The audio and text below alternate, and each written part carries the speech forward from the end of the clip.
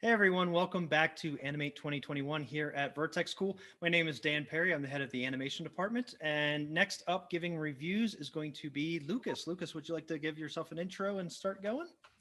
Yeah, hey, I'm Lucas Ridley. I'm one of the mentors at Vertex School. I've worked at places like Industrial Light and Magic, Naughty Dog, PsyOps, Sony. Currently at Rocksteady, and then I'm going to be starting at Framestore soon. So I've worked in commercials, games, movies. Um, yeah, so that's kind of my background, and been working for about 11 years now. So I've picked a one of the reels here, Daniel's, and I'm just going to let it play through for a second, and then we can kind of go back through each piece. I think this is a whole demo reel we have, so I'll just go ahead and hit play.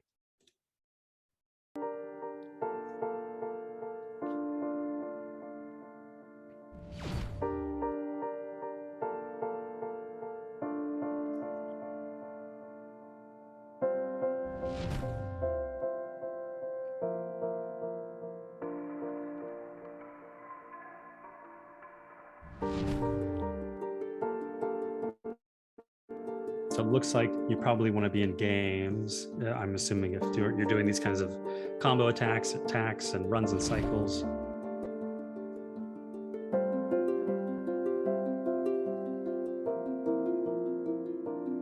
And or maybe you've worked, all these kind of look like a similar style. So I don't know if you've maybe worked on very unique looking rigs.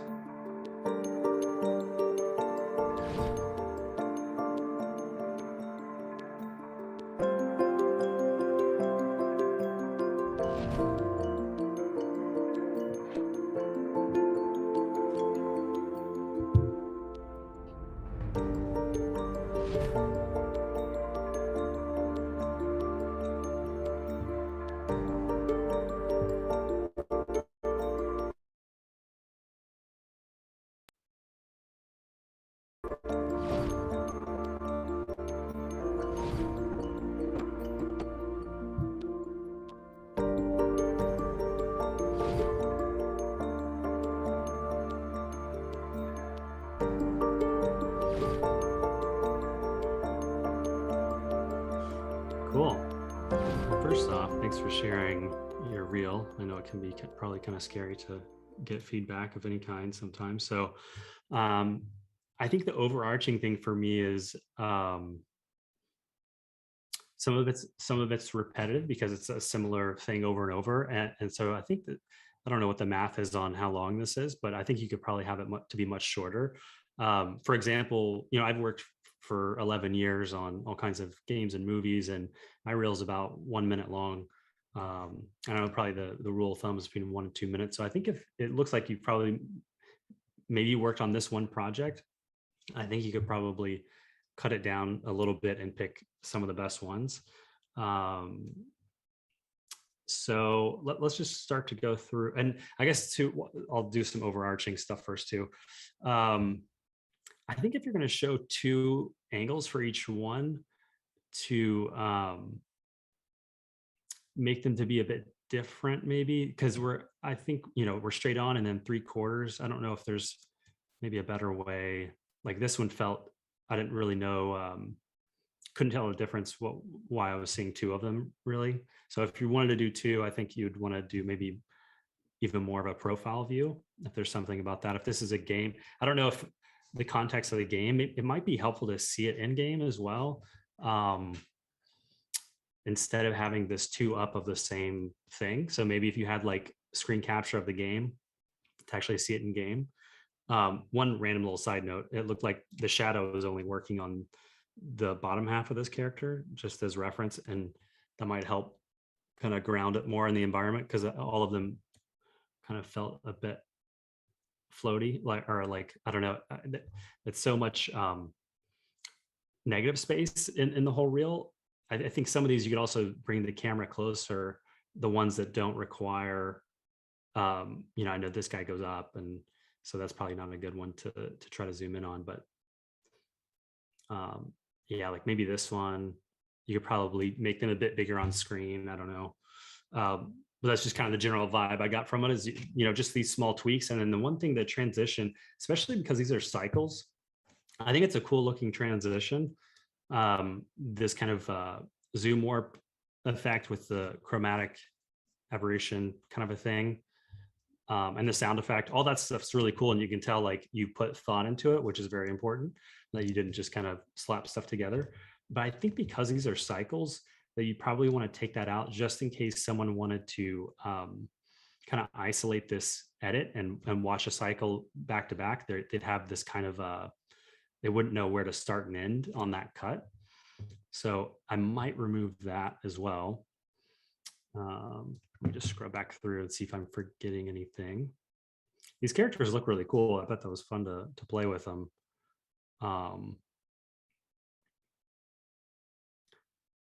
Yeah, okay. So let's just start. I'll just kind of go back through each one and see if I spot anything. But that was kind of like just the real kind of comments.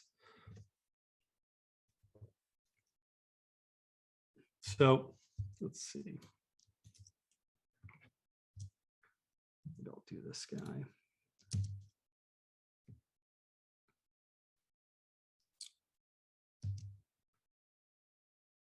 Cycles in general are hard.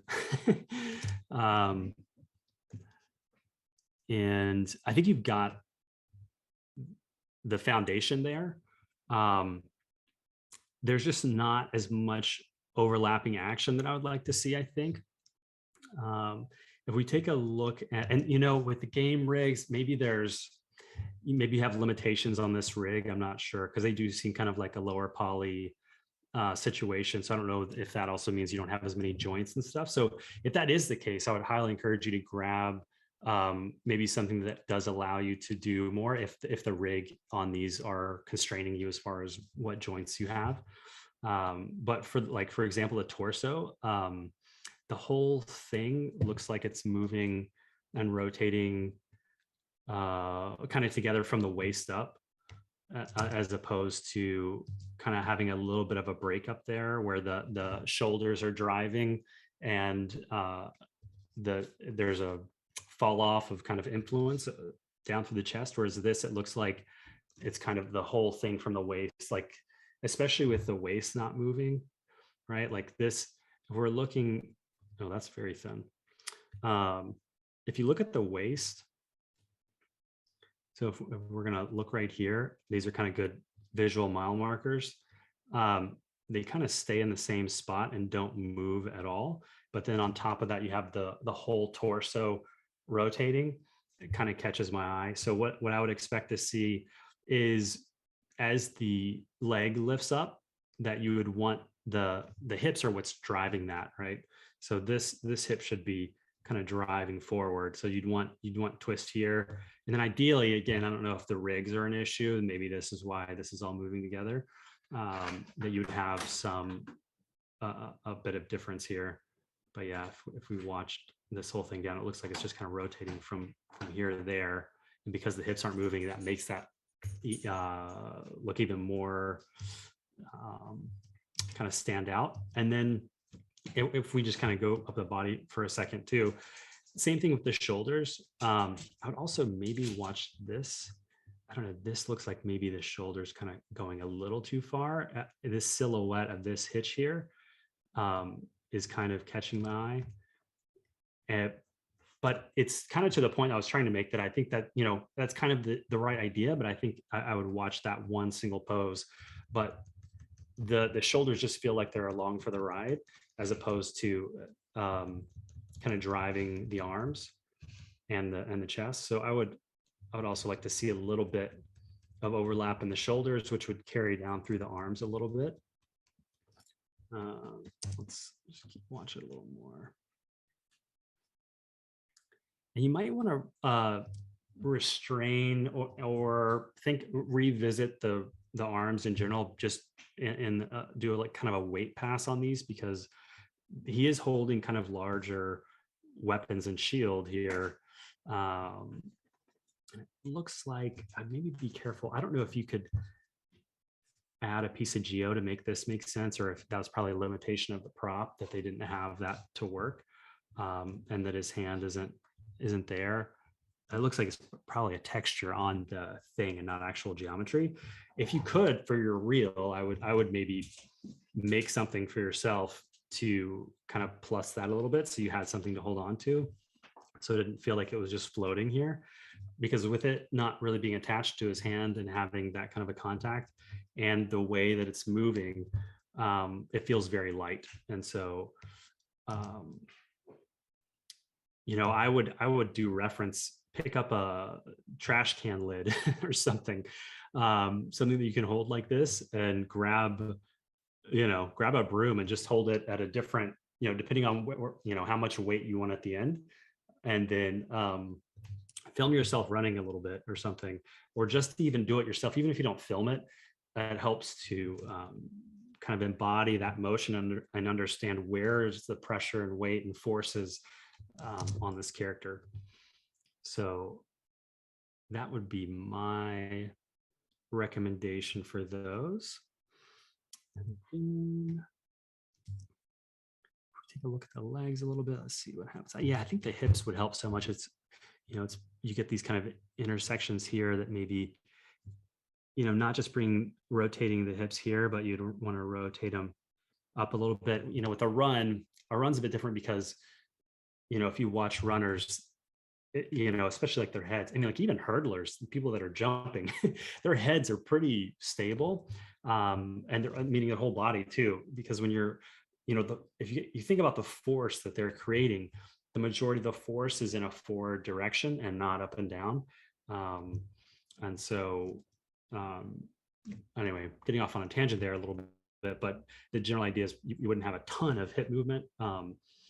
But yeah, just trying to catch myself on that I didn't want to send you in the wrong direction. But in general, you would also just think about the rotations and not just one axis too. When I was giving that note earlier, you'd want to think about, he's going to probably tuck his hip a little bit here and this one. And when it lands, there'll be a little impact here, right? So if we're looking at the spacing up and down in the frame, we can start, let me turn on the ghost.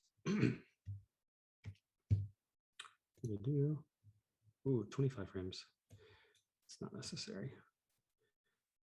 Hopefully this is useful. Let's kind of isolate just the y-axis, so we can look at the spacing there. Delete this drawing. So this is kind of our up pose, maybe in here, a little hang time. Oh, they're not turning ghosting. I gotta accept it or something. Probably. Zoom in because it's. I think again, yeah, I think you could scale these guys up a little bit because they're not needing to be this small in frame. Yeah, my drawings are so thick. It's probably hard to tell the spacing. Try one more time. Okay, yeah. At the bottom, there's a little number next to the pen where it says 12 there. If you change that to a smaller number, it's a smaller size pen tip. Perfect. Yeah, good idea. Yeah, okay. And these are such small increments too.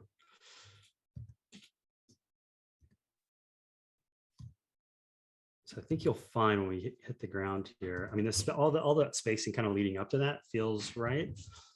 Like you're not slowing down all of a sudden as you get to the ground. But this whole unit, it just feels very stiff.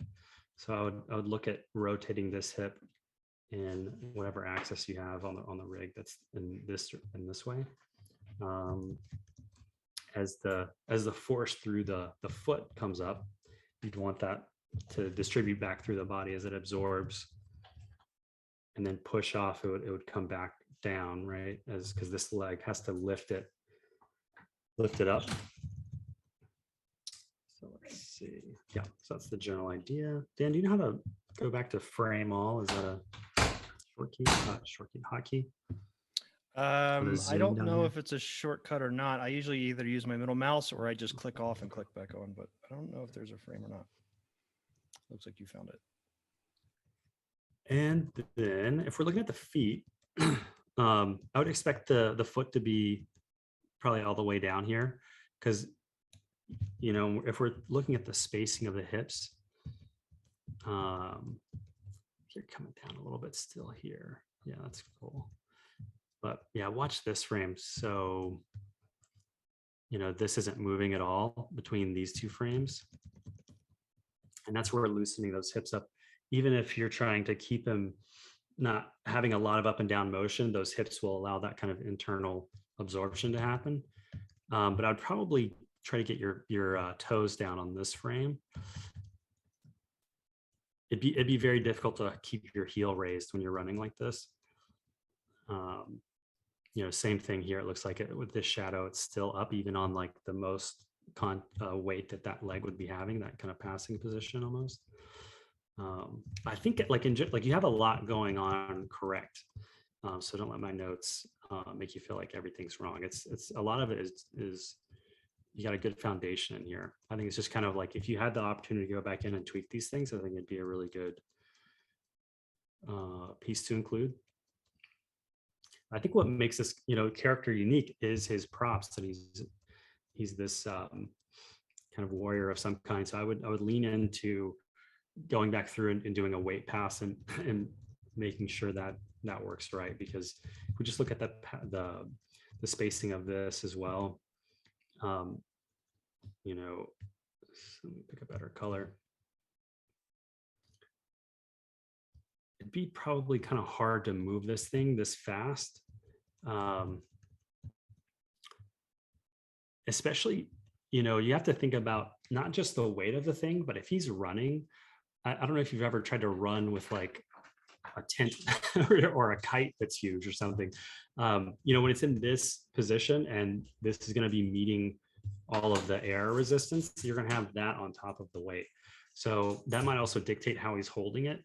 And maybe some of this is dictated by the creative brief you were given or something, if this was part of a job. So you might be limited there, and maybe you can revisit this stuff. So but it's just good to think about for future projects, that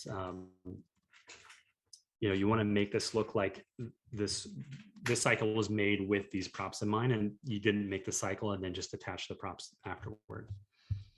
So let me just look at it one more time, and then we can move on to the next one.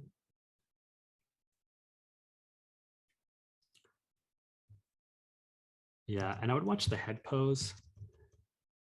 In here, it's kind of, it feels like it's really cranked up, and if we're looking at this intersection, it'd be like trying to run like this, as opposed to depending on different runners run with different postures, so it depends on what you're going for. But in general, there's a bit more of an arc in the back. If you look at sprinters or long distance runners, there's different postures, especially at what stage of, like a sprinter early on, they're notoriously lower, and then they get up towards the end of let's say it's a 100-meter sprint. So even a sprinter will change posture through the length of their run. When you're doing a cycle, you'll want to try to hone in on that kind of deliberate pose. And for me, I think he's probably a little too far forward and too much of a C curve in this position, which I think is what's causing, this kind of crank in the neck to happen at this point, which would be solved if the spine was maybe more like this, still leaning in that direction, but just a different kind of a profile.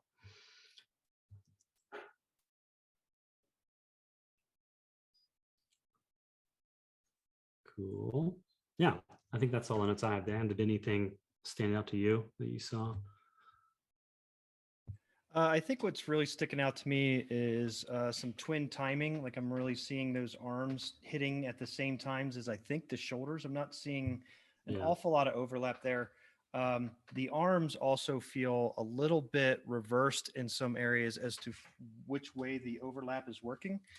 I put my pen down in the dark. You can't find it. Oh, there it is. So what I'm seeing here is if you look at this closest arm to us, his right arm, as we watch it kind of coming forward, he's actually like bringing his hand forward before the rest of the arm starts moving. So it's kind of like the hand is leading the action there. as we come forward, he has a little bit of overlap right there, but then he kind of straightens it out before he even gets the arm all the way back. So we kind of get like this feeling like like almost like he's hitting a wall with the back of his sword as it's coming back here. Um, Beyond that, it just kind of feels like the arms are hitting at the same time forward, and then they hit at the same exact time on the other side as well as the feet. So I just kind of feel like everything's hitting at one time. It just feels very pose to pose. Like I can feel the poses instead of moving through them. Yeah. If that makes sense. Yeah, I That's feel all. like too, like back to the kind of weight comment. I think probably you probably wouldn't end up having this much negative space in a pose like this. When you're carrying weight, you want to try to keep it closer to your body. Mhm. So that'd probably change this pose too. But yeah, I think it's yeah. Cool. Just when you were going through the whole reel, that I think that's what I was feeling a lot of was a lot of Mhm. twin timing and not quite the right amount of overlap in a lot of different things. Like in this one here, Mhm. the head kind of feels like it doesn't really bob at all. It's moving Mhm. with the body, but I'm not seeing any rotations happening in this direction around the head. Yeah. I think we would have, especially with he has such a big up and down. I think we would really feel a little bit of that overlap go all the way through to his nose as he's running. Mhm. As you mentioned also about, now I know that this character probably doesn't have eyes that can be animated, but one of the things that I know a lot of people forget is the direction that my head is pointed is kind of, my visual field. And if I'm looking forward and I'm really trying to pay attention to something right in front of me, even if my head was tilted down a little bit further, I can be kind of looking through the top of my eye, and now my field of view is more down here instead of straight ahead. But I could have my head tilted down a little bit and looking through my brow just a bit. And I don't know how that would feel with eyes that may not be animatable. But it's just a thought there that if you do need to have a character leaned over quite extensively, you don't need to crank the neck quite so far. Cool. Yeah. Let's see.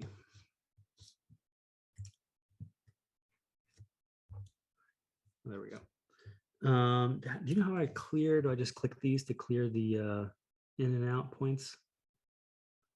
Yeah, you Is just that? click Oh, they those were already brackets cleared. again. Okay. There we go. All right. So hopefully that was useful for that one. Yeah, it looks like similar. We'll probably like revisit. Say, there's probably a theme to these notes, like Dan saying. We'll probably say the same thing over and over. Let me grab where the ins and outs are on some of this.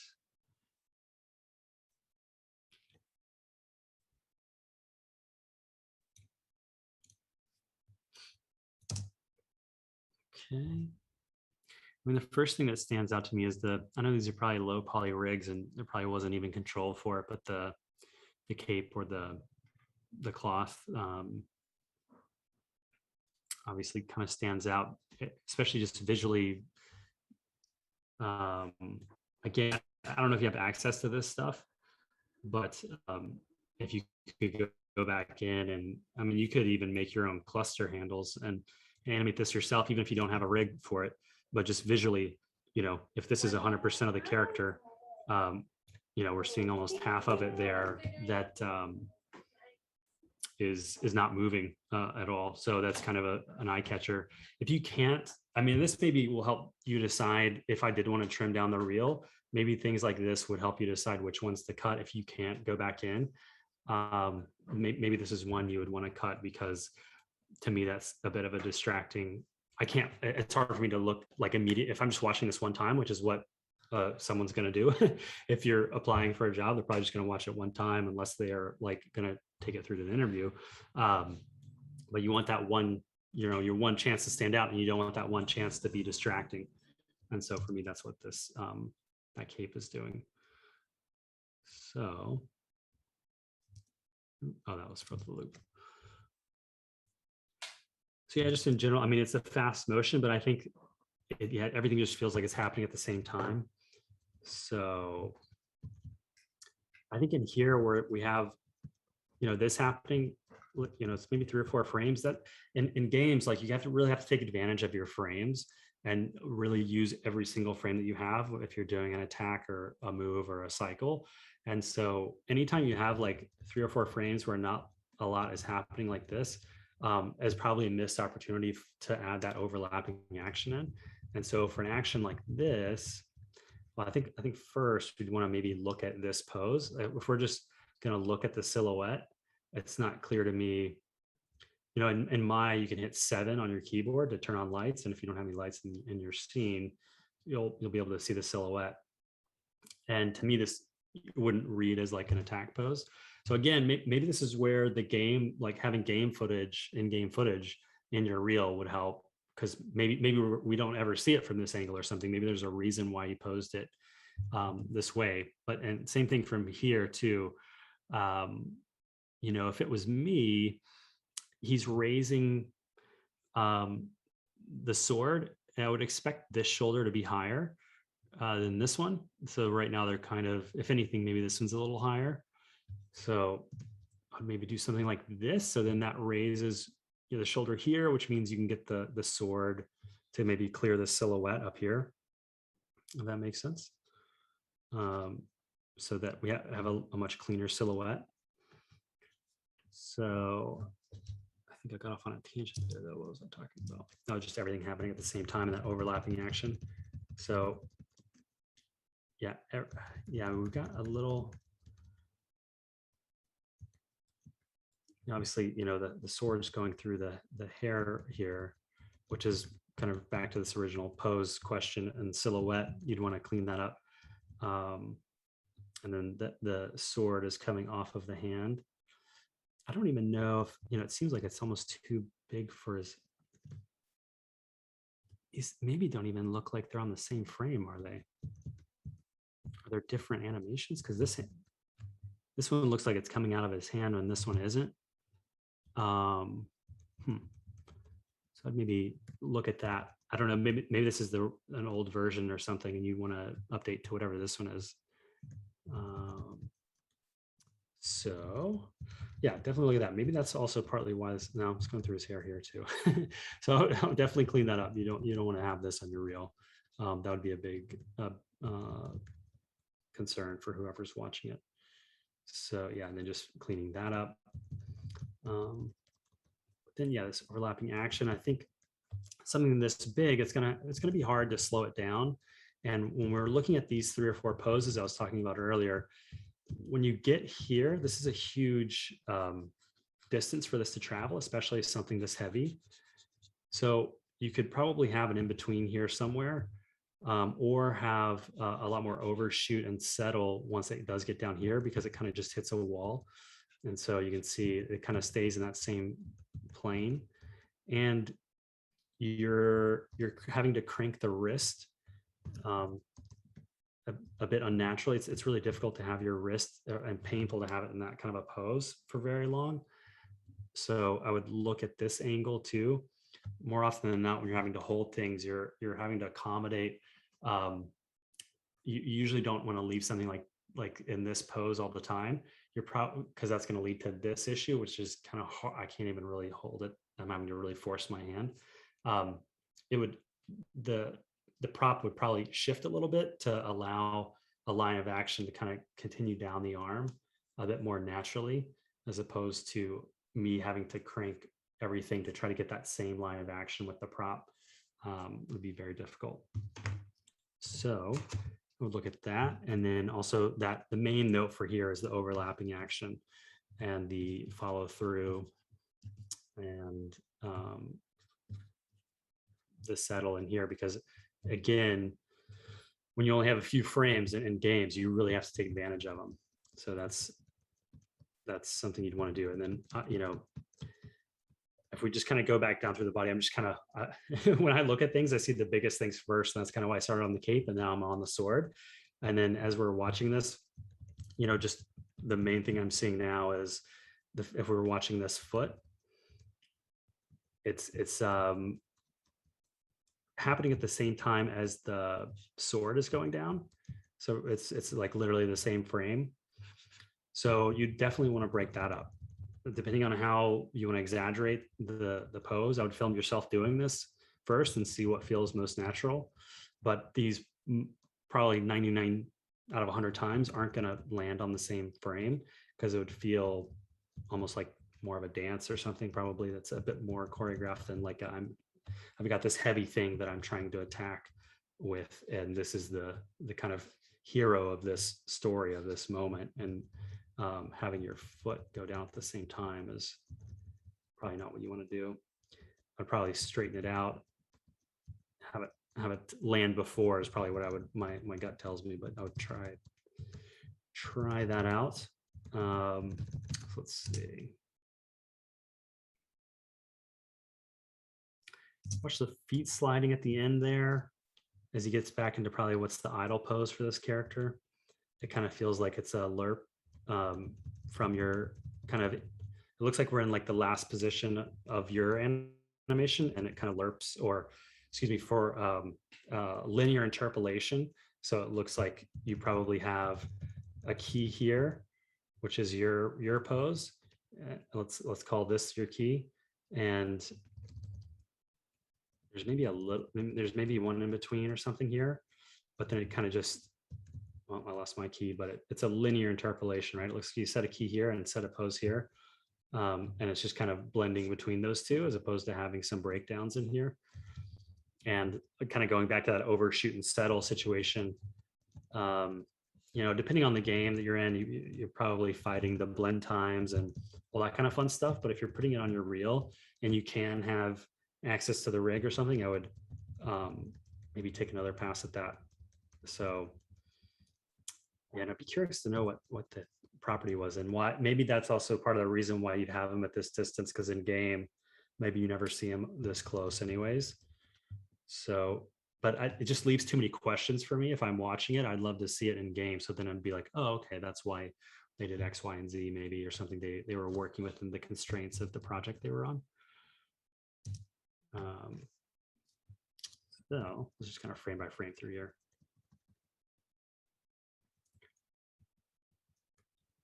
Yeah, I think that's maybe what I was seeing earlier too. It looks like they're not in sync. But when I'm referring to when I saw the sword out of the hand earlier, it also looks like they're out of sync maybe by a frame. So definitely take a look at that. Okay. Yeah, and then of course, yeah, just that note, just apply it all through the body, the overlapping note. So you'd have, and that everything's kind of hitting at the same time. So you have, back here, especially when we're talking about the silhouette, you have this backhand also hits its kind of highest point here, and it also kind of freezes here for a second. We have no kind of motion in the wrist. There's nothing else kind of really going on here. So I'd watch, this, because it feels like very pose to pose, and there weren't any breakdowns done. I think the strong thing for me, I could use probably a little more polish, but one of the strong things is these kind of feet pivots. A lot of people, I think, when they're starting out are scared to move the feet. And so it's really nice to see that in an attack like this, that you're not afraid to move the feet. And there is some foot sliding that happens in transitions and as weights changes and stuff, but I would just watch that maybe happening too much, in here, especially on this foot. It's hard to tell because the cape is blocking it for some of it, but you'd want to have a bit more of a deliberate plant and pivot on a certain part of the foot if you are going to kind of have it slide. Maybe the toe is planted and the heel is pivoting, so the heel is moving through the toe pivot rather. So this would stay in the same spot here, but we have it kind of sliding, the whole foot sliding. So just watch that kind of stuff, and it's rotating all the way around here. So if you're doing that, I would make sure that you have a couple of frames where it's planted and we're having a clear kind of, all right, he's raising up from maybe the back foot, so that allows him to take the weight off the front foot and he can pivot right in through all this. It looks like he's just sliding his foot a lot, and it's never really kind of landing to be able to put weight down on it.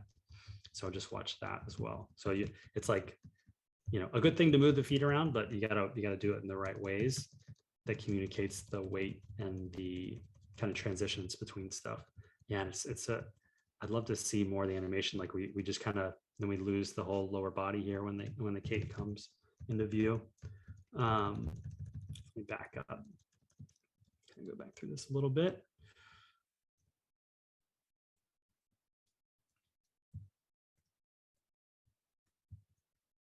Yeah, I think I'd be curious to see some motion paths on these too. Um, you know, when we're looking at this, he's coming back. We're watching this point, kind of skipping every 2 frames. That, you know, this isn't probably an ideal arc right here. So if I draw that path, it's like it's almost like this kind of the tip of the beak of the headdress. So I would definitely do a pass on that stuff. And where the kind of most efficient way to do that is through the getting the spine working first, because you could clean the head up, and then it's like anytime you know, this is, I still struggle with this. Sometimes I'll like polish something up, and then that lets my eyes rest, so I'm not, that's not catching my eye anymore. It's not the most eye catchy problem that I have. But what that reveals is there's other eye catchy things lower down in the chain. It's like, oh man, I got to clean that up now, and that's going to affect the head. So anytime that you find an arc like this, you always want to go down the chain and make sure everything below it is working before you try to polish that, because you don't want to run into that, you know, chasing your tail kind of a thing where you like fix one thing and then that makes another problem. You got to go back to the first one because you fixed the second one. And so you want to work efficiently and fast. So that's always understanding what's driving what. And so that's one thing to look out for that point in particular. But I think, you know, all of these notes I would just apply to the whole body and kind of revisit everything. You know, back to the overlapping action note, if we're looking at this pose, the shoulders, the spine, all the way to the elbow are all kind of moving as one through this section, like right here, right? So this feels like it hasn't changed at all. So there's almost no overlap in this arm. So definitely look at that stuff. And then you know, back to the wrist thing here, feels a bit broken. So definitely look at that. So, and then we kind of hit another wall here as the sword comes down. So we're kind of looking at more of the what do you call that? I forget. I should know the names of It's weapons. called a hilt. The hilt. Thank you. It's kind of hits a wall here and it kind of hangs out, and then it kind of just speeds up again, maybe. So anytime something like hits a wall and then speeds up really fast, it's going to feel very, very light. And this is like a big alt hilt. Ooh, and then we had like a kind of same note here, right? So we're watching the hilt. It hits a wall, and it almost feels like that should have been an attack because the sword overlaps a little bit. It actually goes backward and then back up and over. So I think you'd want to definitely sort out that, because probably the overall motion is feeling like this to me, whereas you'd want, you know, something a lot more. It'd be very difficult to do this one on something that's heavy, right? Just grab like the broom and have the brush end, you know, to kind of help simulate more weight in your hand, and try to make an arc like this one. It's probably going to be almost impossible to change directions that fast, and that kind of sharp.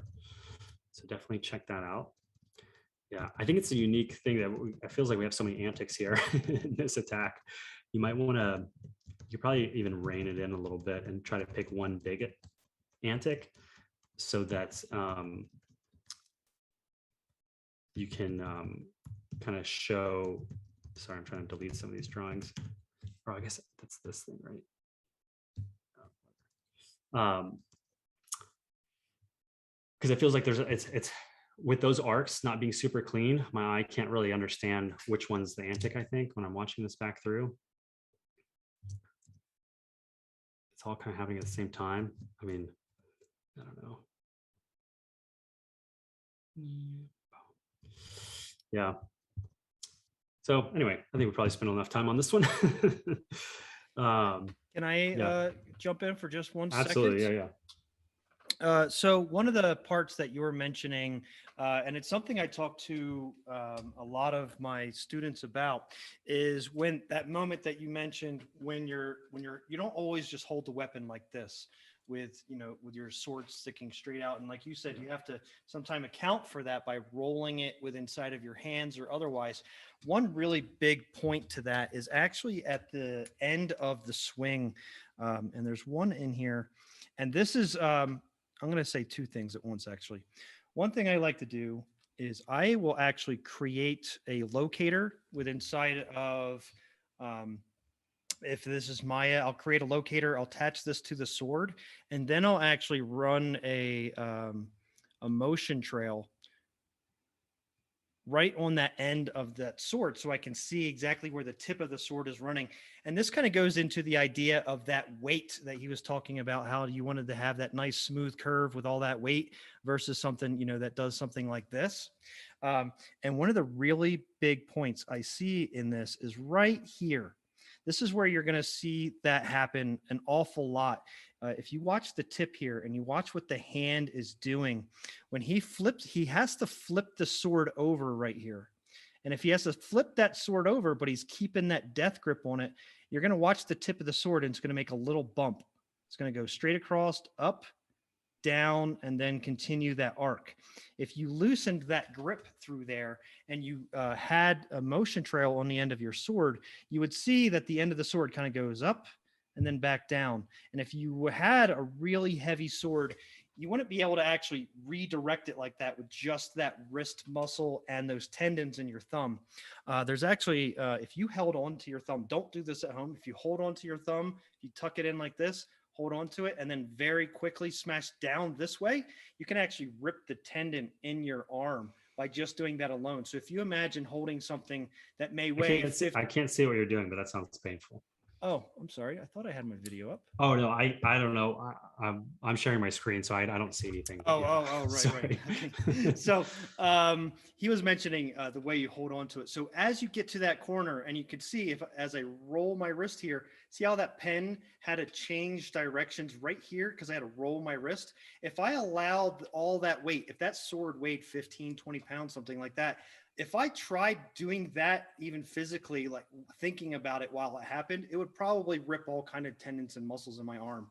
So when you get to that point, you want to make sure that the sword keeps moving at that same rate, maybe starting to slow down as you're not putting any more effort into it. But as you make that turn, loosen those fingers up and let that sword kind of go toward the tip of like your pointer finger, otherwise keeping that line of action going straight all the way down the arm, and then you can grip it back up once it goes back and past that motion. That way you're not going to have that big pop right here where it kind of goes up and over, but instead you're going to go swing straight on through that if you can get that loose. This is one area that I see in students over and over and over again, is that little bump right there as that wrist has to switch over, is that big bump right there. And it's going to help you out in a lot of different situations, especially since this is like a combo animation or a combo tack animation. That is generally what you're going to have is with this big, huge sword, it's going to almost lead you into your next attack. You kind of have that, but you have this pause moment right here, and then you kind of redirect and go again. If we followed this sword going all the way around and back here, it actually would have done it himself. It would, like, the weight would have forced it back over here by itself. But instead, it kind of looks like he's purposely stopping here and then going into another attack. And so the next part of that is the sword comes straight back, hits a wall, and then goes right back the way that it came. It might be nice if I'm going to just draw this tip of the sword. If it kind of came around this way, swung around behind him, and then kind of did something like this. But instead, right now, what I'm feeling is we kind of come down, we hit straight here, and then we come back around. And it's this really tight kind of turn right there that makes it feel like there's not much weight in that sword. It feels like it might be made out of paper or something, because it's really going to be forcing you to make these slower turns and arcs. It's going to, that all that weight's making your body do something, because it's so much of it way out on a long pole. And then as it keeps, it's going to want to keep moving. So I like to think of it kind of like a fluid motion with the sword. And if you have to end up, coming down instead of the up, maybe you have to come up with a different way that he came down. So maybe when he comes down, he kind of hits the lowest point right in front of him, and then it, kind of goes into a U shape up and above. Say you can come down, or any number of different ways that you can make it happen. But with a combo, you really want to feel that motion leading into the next one, leading into the next one, instead of it like attack, attack, attack. It should just all really keep moving together. And in this, I'm feeling kind of one animation, next animation, next animation kind of feel. That's all. One overarching thing that I noticed throughout the whole video is we don't have anything in the background, whether it be a sun or a trash can sitting here or something. So a lot of these foot slips, we're seeing them as foot slips, but if the camera's doing any motion in here at all that we can't see because we have nothing happening in the background, it's all going to read as foot slips. So it kind of feels like you're trying to keep your character still as well, like over top the root control or something else along those lines. For motions like this, where there's a lot of twisting and turns and jumps and all that kind of stuff, it's actually a little bit nicer to see the character moving across the screen and actually having that root control move, because then we can really feel each of those plants on each of the feet as you're moving. And it's going to give us a much better idea of the body mechanics that's happening, because we can't feel which way the weight is really moving if the character's sliding on the ground, due to the fact that, that root isn't moving. Like right here, when that left leg is moving backwards and the right leg is moving forward, it might not be slipping there. That might just be the fact that the root's not moving. And it just kind of gives us a bad idea of what is happening there. If we had set pieces, that were moving backwards as that foot was moving backwards, we would have an idea that, he's moving forward during this period of time instead of there being a foot slip or otherwise. Set pieces can be really good for this, or just making the character fully move across the screen would be really helpful for that as well. Very last thing I wanted to say, and that kind of went for all the animations here. This stomp right here. I have an engineering background, and I really like to think about how things work and why they work the way that they do. And Lucas was trying to figure out, okay, well, would the foot hit first or would it hit afterwards? But they'd never hit at the same time generally. So I like to think about this as what's making this actually the sword swing, right? So it's going to be the muscles in his stomach. He's twisting his body. I almost gave him a 9-pack, but his muscles here are going to be pulling down on his chest and pulling forward on his chest this direction. I probably could use a different color there, around this direction. So that pull is happening because the stomach is pulling on the bottom of, or on the top of his hip kind of, and then kind of on the bottom of his shoulder, if you want to think about it in that way. So it's compressing that area. Now, if I'm using that muscle there, and when I'm swinging forward, if I try to, oops, I went too far. If I try to swing this sword downward at the same time as not having anything to work against here, what's actually going to happen is my body's going to try and pull that leg upward at the same time my body is coming downward. So when we plant our feet like so right here, when we actually plant there, we're actually using the friction of the ground and now gravity in order to help us swing. So when you see those big jumps, with people up in the air and they've got these big giant attacks, with a big sword, up behind them or something. This is terrible drawing.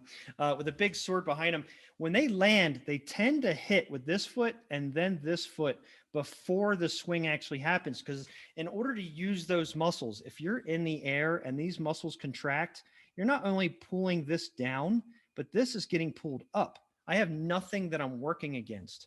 So I need to work against my back leg, and I'm going to be using the stopping power of my leg in the front hitting that ground to be able to use and utilize all of those muscles. Otherwise, it's going to try and pull this part of my body back up. So I implore you to try jumping in the air and swinging down and see what happens to your feet. They're going to come upwards as you try swinging down because you're not working against anything. So we really want to make sure that we're working against something when we're trying to give it energy like this. Um, Again, thinking just go ahead, stand up and swing something over top of your head and try to get that swing to happen before you hit the ground. And your legs are going to come forward, which is essentially going to remove some of that energy that you were trying to put into your sword because it's going to be halved and halved between your legs and the sword. So that's a very physics way of thinking about it, but I really like to think about those things because once we actually hit the ground, that the leg's going to want to try to go up and around this way to try and get to your stomach where it's compressing everything together and squeezing. But because it's stuck to the ground, it's going to force that part of the body down faster. So it's just a physics and kind of way of thinking about things like that when you're trying to figure out what happens first here. Because if he swung and then he tried to get his leg down, one, he'd probably miss and he'd probably fall on his face because his leg would have twisted with everything else. But at the same time, all of that energy wouldn't be able to actually be expelled if he didn't have that leg down yet. So just a thought there. Cool.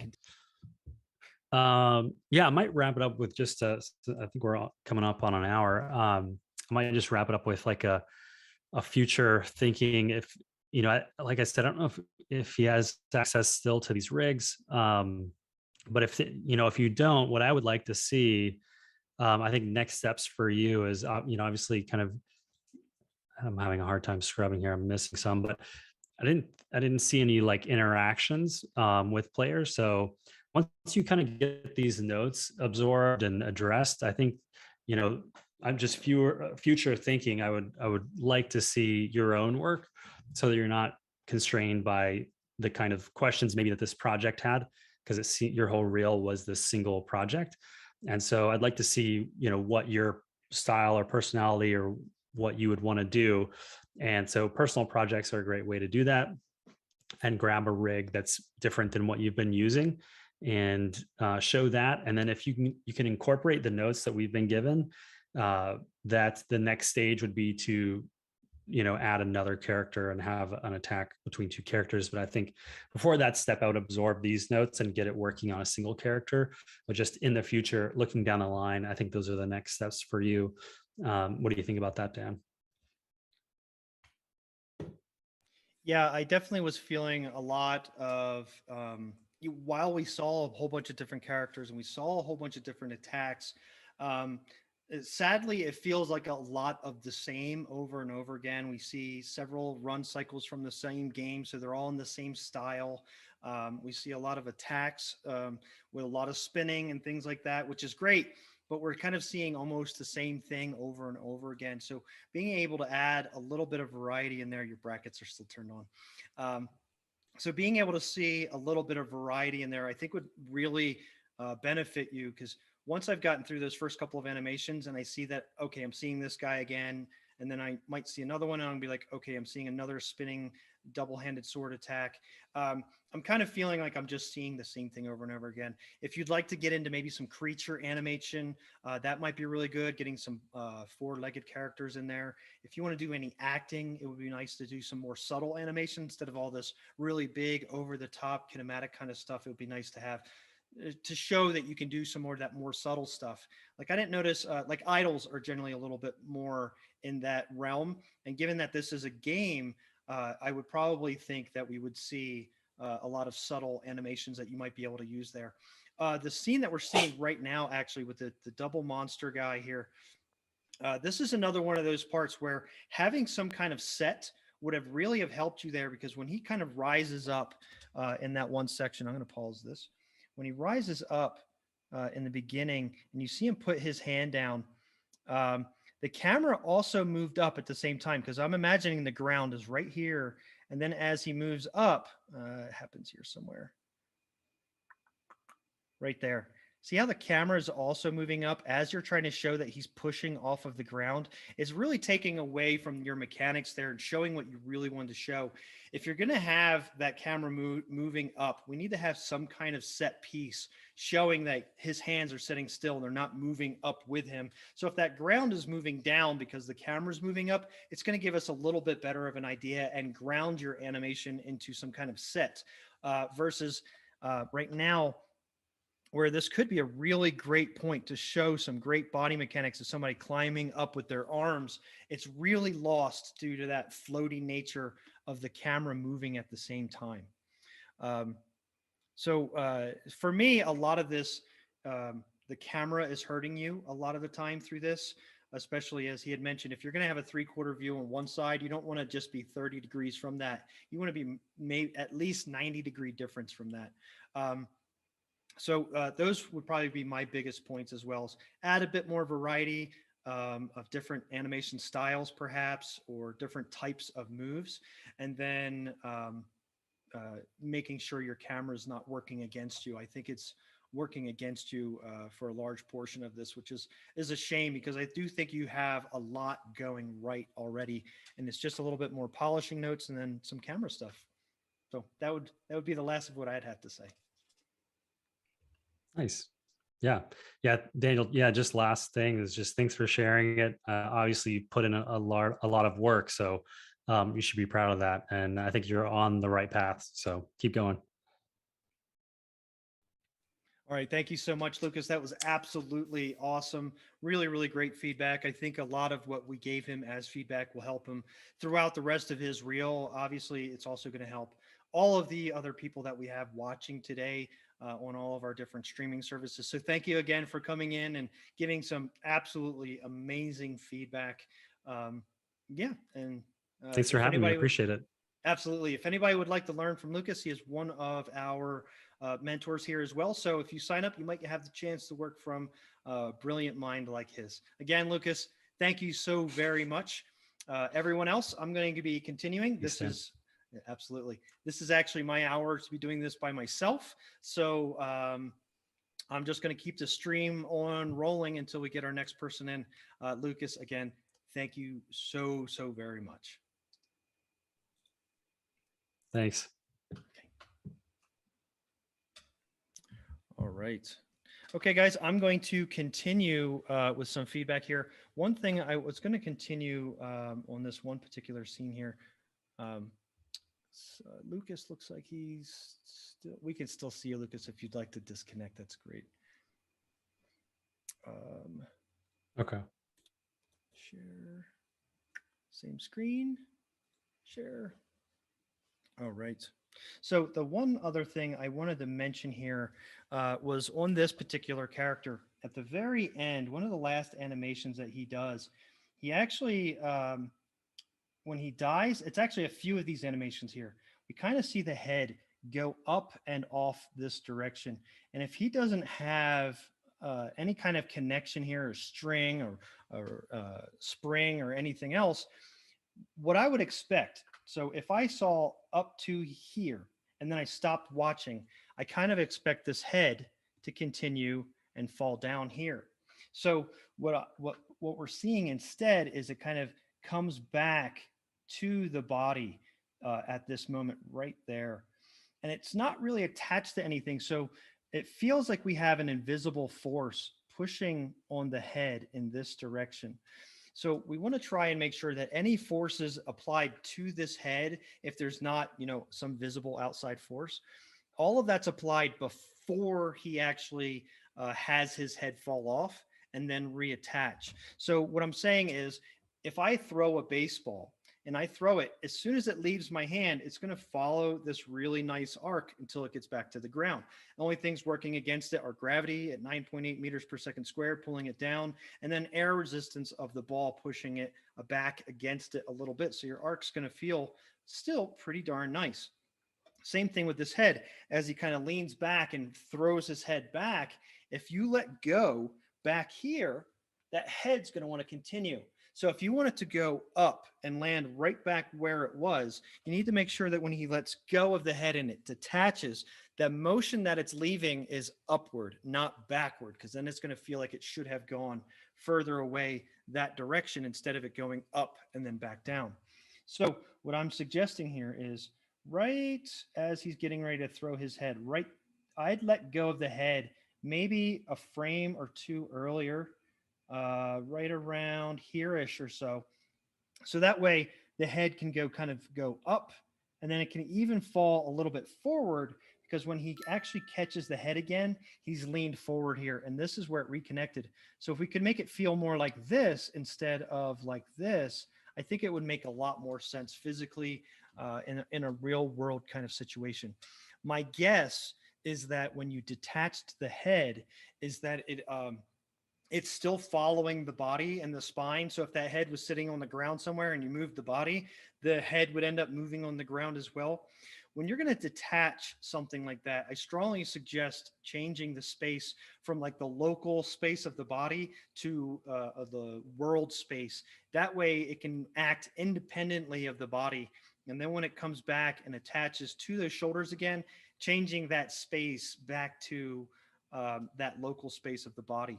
Now, one thing about when you want to do something like that, obviously it can't have your normal animation hierarchy of spine, then neck, then head, and hair, and everything else that way, because there's no way to change the world space of one of those items if it's in a normal hierarchy. So you might need to do something like changing it to a constraint system or otherwise in order to be able to change those spaces with the head and change the constraint systems. So I did want to mention that one thing there, because I noticed it there, and I noticed it again when he dies. He kind of falls back and the head goes up, but then I noticed that it kind of falls down really quickly. And I think that's because it's attached to what the body is doing. And then they bounce at the same time. And again, it kind of feels like it's because it's still attached to the body, where they both are hitting and bouncing at the same time and everything. But overall, again, I want to reiterate that it's still really, you got some really cool stuff in here. Um, and you have a lot very, very right. There's just a couple of things that we could do to polish this up and bring it up to the next level. So thank you again very much, Daniel, for that. I'm going to move on to another here. Let me find one that we either didn't finish or, because I think there was some in here we didn't finish as well. Okay, yeah, we talked about all that one. I know there was a really nice reel. This was a really, really great reel that we were talking about earlier. Um, had some feedback for it. Let's see. Run through. Because there's a couple of other pieces here. Um, so this is something, when we're this close to the camera, we really have to pay attention to those really small details. And this was something that I noticed when I was watching it the first time, is if I watch the way that these claws are working on this bird as we're getting ready to let this bird go, it's kind of slipping all over the place a little bit here. As it turns, it's not really stepping, but it's kind of just pivoting in place. And then also, as the character gets ready to fly away, they both leave the ground at the same exact time. And then they make this like really small little moves. And there's a big pop between there and here.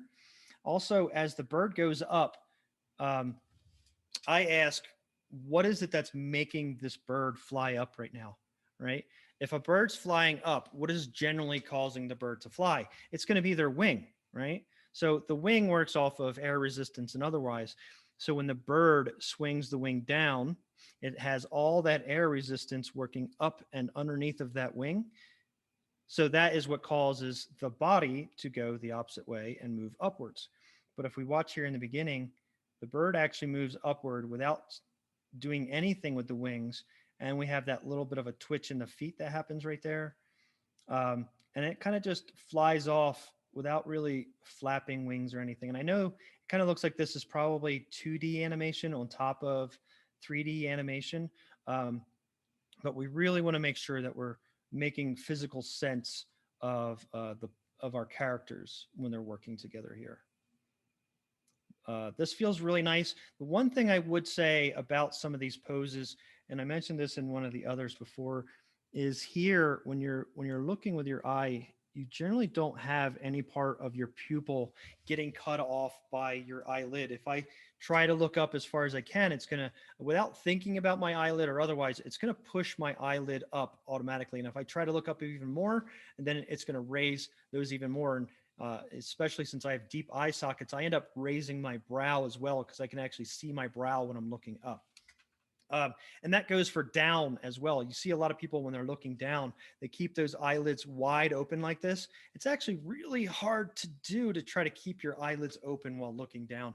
So we can bring a lot more fleshiness to the face if we pay attention to where those pupils are moving and if we can actually bend a little bit of the flesh around the eye, primarily this eyelid being number one.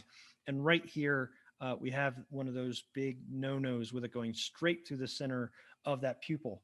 Now, the other eye feels like it works a little bit better because if I draw a circle like where that eyelid is or where that pupil actually is, it feels like our eyelid is sitting right on top of that, which is right where it would normally be sitting, if not just a little bit higher, seeing a little bit more of the color of the eye. So something to think about there with the pupils as she's flying here. Might want to get those open a little bit more or turn her head in a way that she can have that sleepy look without having to cut off some of her own vision. Um, this scene was really cool. It has kind of almost like a dystopian feel simply because of all of the different colors and just it feels very outworldly versus it kind of feels like water because we can see bubbles and the way he's moving feels like bubbles. We see a fish here. Um, it's really really cool, but there's a couple of motions like right here. Um, if we watched the hand, the head, and this hand, and even the shoulders together with all of that, right here, there's a few moments through this whole thing where they all move together at one time. If there was any kind of water resistance or otherwise here, and this isn't space, we'd have a little bit of a drag. If I pull out a better color, we'd have some drag working against our arms here, maybe dragging those down a bit. Maybe our body would start to lead, and even our head might have a slight drag here. Now, these can be really difficult when you have these kind of floating animations happening, making sure things like that don't happen. So I can see it happening right here as well. Both the hands, head, and body all kind of moving in the same direction in the same way. So adding a little bit of drag there could help as well. So this feels really nice. This turn right here, we can almost feel a wave running through the body. Feels really nice, and it's probably one of the more successful parts of this animation is right there because while you're trying to keep somewhat of that same pose in the arms, you're splitting them up a little bit, changing up the timing a little bit. They're actually moving in um, somewhat opposite directions if you're not paying attention to the shoulders. They're both moving separately controlled from the shoulders and both moving at a slightly different speed than the head as well. So this is probably one of the more successful turns that you actually have is right in this moment right there.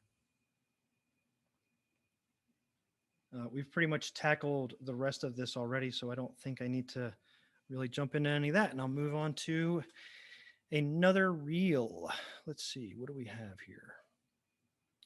Let's take a look at Nicholas Kuhn.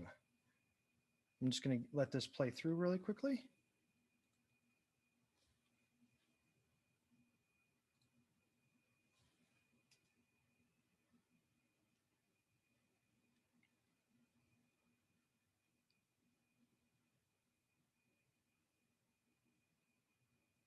Oh, that felt really cool.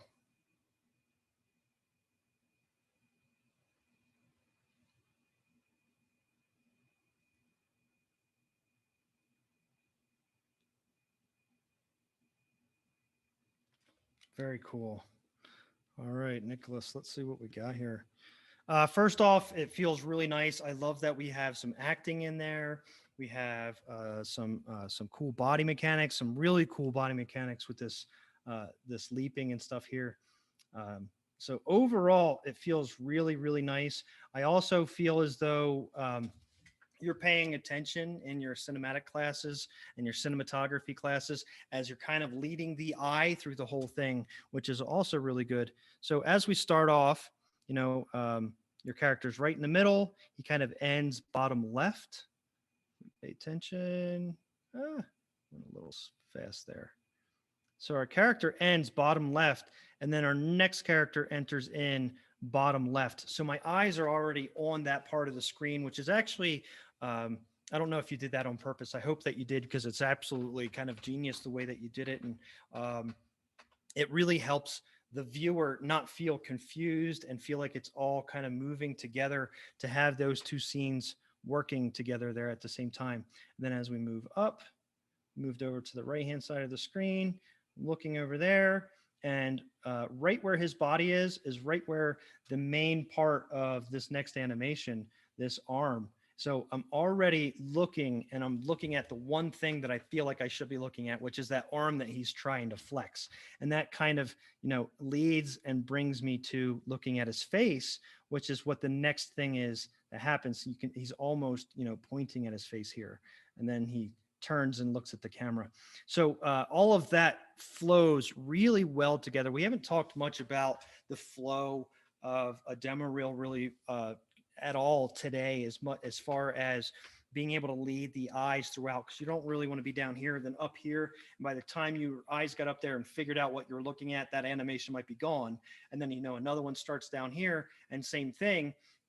By the time I get over and look at it, I'm like, okay, I'm looking at a kid with a sword. The next thing I know, that animation's already done, and I didn't get to see the beginning of it. I didn't get to be there with it happening. And when you're flowing and leading the eyes from one image to the next image, it really helps you figure out what's happening before it starts happening. So really great work there. Just wanted to say that. I'm going to turn the sound off for me since you guys can't hear it anyway. And I'm going to turn this off right there. Give myself a little bit of a repeat. I just want to watch this animation here a little bit.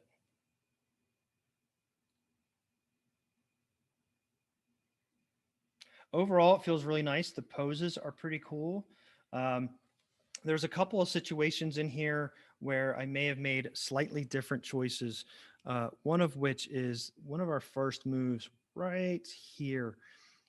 For one, he kind of sticks his hand out before he grabs it. I don't know if this is a real move or not, but he kind of forces that out there. And when he gets it all the way out, I would expect him to have to hold on to it. And instead, he's kind of going out with it open and then holds on to it. I don't know if that's, right or not for this martial artist, but it just feels a little odd to me. It kind of feels like a reverse throw with the fingers opening and then closing afterwards. I'd almost leave them closed and then open them and have him readjust with his fingers like he did there. That feels really nice. There is a little bit of a twitch there with this when he's gripping it up and it kind of comes back. It kind of hits a wall and comes back right away, just very sharply. You might want to loosen that up a little bit in the spacing of it by giving it just a little bit more time to settle right here. It kind of goes back.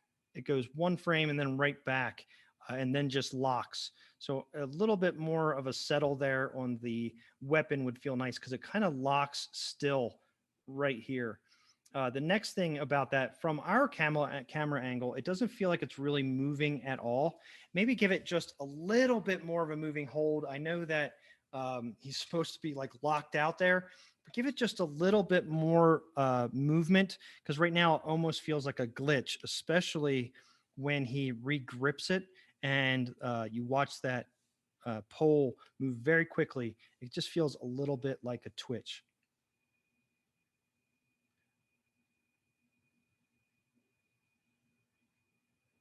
So here, this is also another pose that feels pretty cool, but I think we could push it a little bit more. And what I'm going to be showing here is we're going to talk about these hips. And right now, if I'm looking at this belt and I'm watch as he lifts that leg up, we're kind of flat with the hips here because our weight is right between our legs. And we lift that leg up, and I look at that belt still. What that's showing me is that my hips are still straight across here. But if we've lifted this leg up as high as we have, I'd imagine that our hips would actually be tilted quite a bit in this way. Now, if I've tilted my hips over that direction, that means that my spine is going straight up this way, which obviously the character would fall off to their right. So, in order to not do that, our character will kind of counterbalance themselves, giving it a little bit of a bend here in the body, going up to the shoulders, which are already in that nice counterposto there of the shoulders. Might be a little far here. I'm also feeling almost like my character's got a hyperextension in our elbow. But this would actually just give us a nice line of action all the way through if we brought those hips up. If we just bring that all the way through the body into one nice long line of action here. Versus right now, that center section kind of breaks it a little bit, and it almost feels like it kind of, we have like a bend here, it stops, and then we have like another bend here instead of one long congruent pose. So when he brings that hip back down, when he brings that leg back down, we don't have that opportunity to show all that weight shift through the body because our hips aren't really raising and lowering from one side to the next. The next part that that causes issue with is something like this, where now here he has the one leg really far back and behind him. So we'd imagine that this would be pulled down quite far here. Now, if our hip is pulled down on that side, it's going to raise our hip on the other side. But since we don't have that here, what we see is a lot of blow through of that leg going through our hip. So now our hips are starting to break, even in geometry wise, trying to get the leg to where it needs to be. If you see large amounts of blow through on a body part right next to another body part, say you lift up your shoulder and then your top of your arm is going through your arm or top of your shoulder, that probably means that you didn't lift your clavicle enough so that it didn't continue to move with it. And I'm thinking the same kind of thing here. If you move that hip up in that direction, that leg will kind of tuck in and under it nicely, right where it should be, versus right now the leg's trying to move without the hip moving, causing us some blow through right here. The next part was the same pose. If I was to draw where his mass could be sitting on the ground, it's going to be, somewhere between the toe and heel of this particular foot, because the other one's just on the toe back here. So my balance point needs to be somewhere within that point in order, I didn't draw that straight. It's supposed to be straight up and straight down. But my weight needs to fall mostly in here or evenly on one side to the next side. So if I have weight over here of this much, I need to have kind of that much weight over here to really show that I'm balanced. Now our problem is most of our weight is actually falling way outside of this balance point right here. So even at the furthest spot this direction, most of his weight is still far outside of that, causing him to feel off balance, and then he would fall over this way right here. Now, this right here, that little jump feels pretty cool, but when people jump off of the ground, we really straighten our legs out. We're using everything in our legs to make a jump happen, to lift your whole body up. But our legs never got to that straight point right here to actually show how he's lifting up and off of the ground. He kind of stops his legs, and I don't think he'd have enough energy to actually jump up and land. It also, because of the way that he's attacking here, I think it would actually feel better to make this attack instead of from a crouched kind of position, but instead from more of a standing position. I think we could use some of the downward force of that jump to add to our attack instead of right now kind of have this little hop thing that I'm not 100% sure is possible in a human body. I think I'd bring him up a little bit higher. Our next issue that we have here is we have another one of these kind of poses where it's almost um, two different C's in there. We either want to have what feels more like an S, something along those lines, or we could have an S that works along these lines. But right now we have this double C that really comes off not quite as appealing as a full motion going through the whole body would, like a nice C curve or a nice S curve. I don't know why it's delaying on me a little bit here, or a nice S curve, something along these lines. So as I came up through here, I think a large part of that is the fact that we didn't really jump up with our legs. If we did a little bit more of a jump here, we can almost imagine that I'm going to draw as if he was higher in the air, but we can almost imagine if that leg kept coming down all the way to the ground like this with one big C, pushing off of the ground, our other foot maybe being up here like this or so. You can really feel that energy continuing through the body up. And then as we jumped up, we could land, still up kind of high here.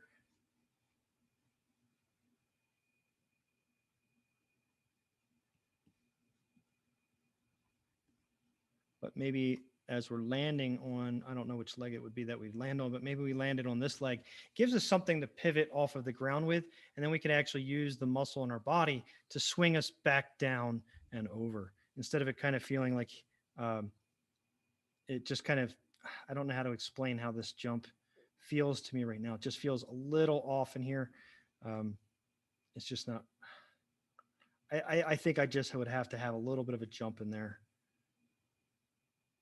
So as he's coming down right here, that could have been a part of the up from here going into the down, but it's just kind of this up, down, up right here that just isn't feeling quite right to me. Double-handed swing feels pretty good. Watch out for our hyperextension. It actually looks like his elbow goes back the opposite direction here for a moment, actually breaking his elbow a bit.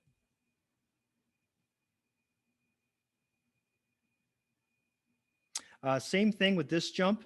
I would probably have left this leg on the ground a little bit longer, let that really push through the ground, continuing throughout, because you don't really feel that push off of the ground. It kind of just pops up off of the ground without really showing that he's using his quadricep and his calf muscles here to push that leg straight to get our body up into the air. I really like the landing there. That's pretty cool.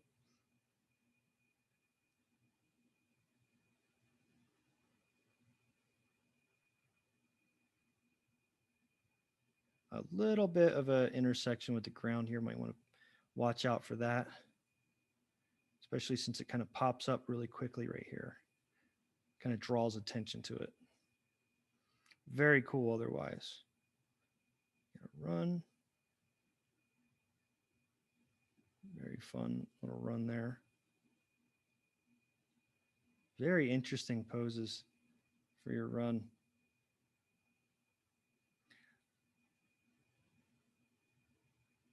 I almost feel like I need another pose right here. It just feels like I'm accelerating really fast from here to here and then there. If you watch the head and watch how fast it's moving across the screen, it just takes a dramatic speed increase right there. So I almost feel like I need to have another pose in between these two. Also, the pose kind of, other than the upper body kind of changing a bit, the legs feel identical from here to here. I know that there's a slight bend in this leg to the next pose, but it just feels a little bit frozen for a moment there.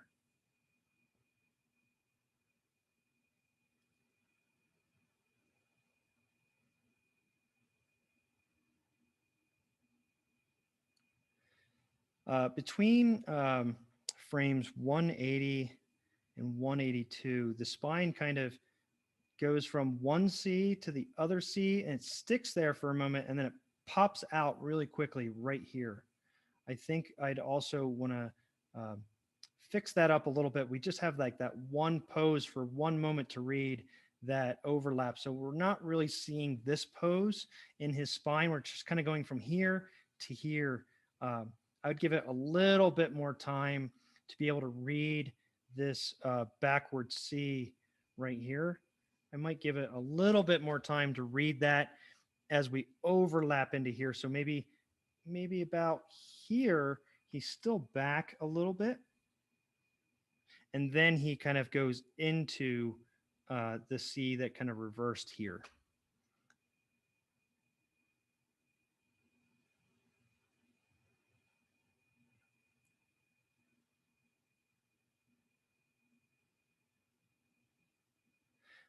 Watch the arc of the left arm here.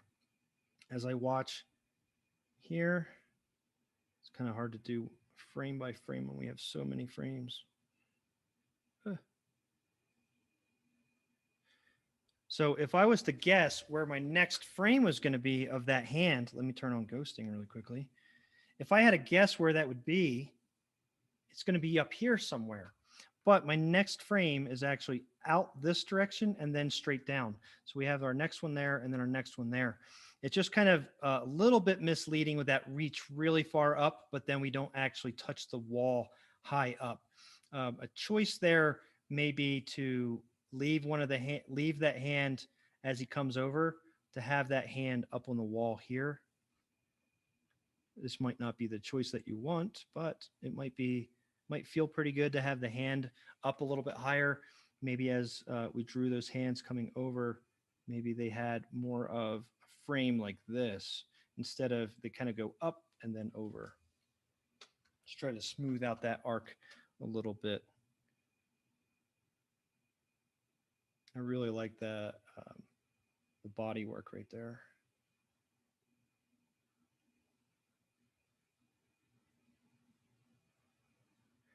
Kind of run into that same situation where we have a C here like this, kind of come in, still got the C here. Then we go one pose right there. We now are like this. And then the pose after that flattens out a little bit. And then it's back to this type of C here. Just that really quick change there. I'm not getting the opportunity to really feel the overlap happening in my body. I think I would just give it a little bit more time to go from this C to this C so that we can really feel that overlap coming through. Now, the reason why this scene also feels really good, and this kind of goes what we were talking about in that last video, was since he has a set and we can see this line clearly moving down as he's moving up, it makes sense to us. We don't have to make up the idea that he is jumping up something because we can actually see the camera moving and changing. So the moment we start to lose this line here showing us that we're moving up, this line comes into existence showing us that we're still moving up. And by the time that's all the way gone, we now have another line here moving downward, showing us that we're actually moving up. If we imagined this one section right here, imagine that line at the bottom not moving. If we see this one little section right here, we wouldn't really be able to tell that he was moving up and that the camera was moving up if we didn't have that line at the bottom and then this line at the top show up. So that kind of goes into what we were talking about in that last video where the camera motion was there, but we couldn't really tell what was happening because there was no set pieces to really show. Now here, this is maybe a little bit more of an acting choice, but as he's getting ready to push off of this wall, for one, you got a little bit of a push through here of the wall. So watch that there, the geometry intersecting. But he has his hand down, but then he kind of reaches up with his elbow over and then up. I think I probably would have left my hand maybe pressed against the wall, keeping my connection there a little bit, and I can use that arm to push a little bit off of the wall. And then I would have had these couple of poses right here happen after I was outside of arm's length. So right around here or so, he'd start turning that arm around and getting it so that he could touch this next wall. But for right here, I'd still have him kind of push off of this wall Just trying to split up what the two hands are doing a little bit there.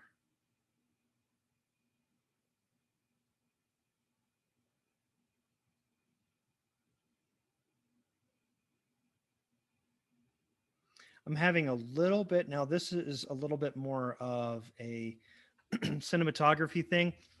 Is the legs switch up here, but they happen right one in front of the other when they're switching.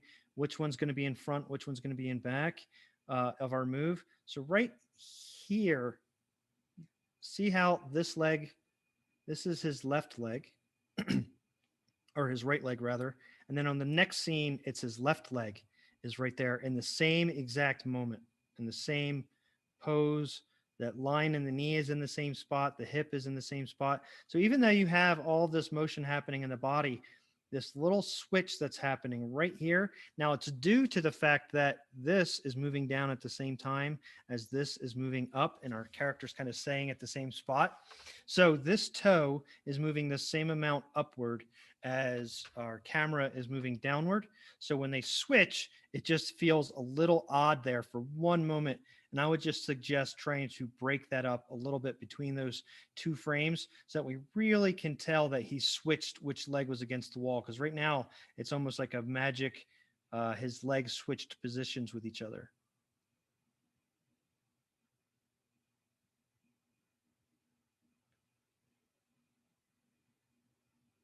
As far as the choices that you made on our jump right here, it kind of kicks this leg down and then it goes straight down. And then our next pose after this is way over here with it straight out this way. This is another instance where we had a couple of small move, big move. And I think a choice that I would have made here as he swings this leg around, we've already got that knee kind of bent and up. As I got to, oops, as I got to right here, I probably would have continued that knee being up and continued it around by having my knee up quite a bit higher here, probably. Because we just kind of swung it around from the pose prior to it, from there to there. And then we have another chance to get our leg a little bit straighter here, starting to get to what our next pose was going to be. So if we watch, I'm bringing the knee up a little bit higher, starting to get that ankle out, and then I can reach out. Instead of right now, it kind of pops like over 45 degrees, maybe closer to like 60 degrees or so from here to here, almost 90 degrees actually. So it's a really big change, and I think we could have had a little bit smoother of a motion there if we just had that leg wrapping around a little bit sooner. As we continue forward here, as our character came up, I do like a lot of these poses in here. The one thing I noticed though, as I watched, was our head kind of bobbled and wobbled right here. And I kind of like this motion here where he kind of slides the head down. What I would have done there is maybe continued that as he slides here and brings that body up. Bring that belly out, keep that head up, keep it moving in this direction, dragging those legs up a little bit more. And I would have just kept that and then pushed with my body. And as I pushed with my body and reversed that C to be more of this direction, that all would have happened right over top of where the head currently is. But what we end up with is this up and down, up and down. So I'm going to erase this pose here. We're just going to watch that section in normal speed. That is not right. Let me turn those things off. Now watch that. See how we got that little bit of a wobble in there? It's because he's kind of going back and forth, versus we could have just gone all through one motion and then gotten up. All right, let's continue moving forward. I already told you I really like the way that this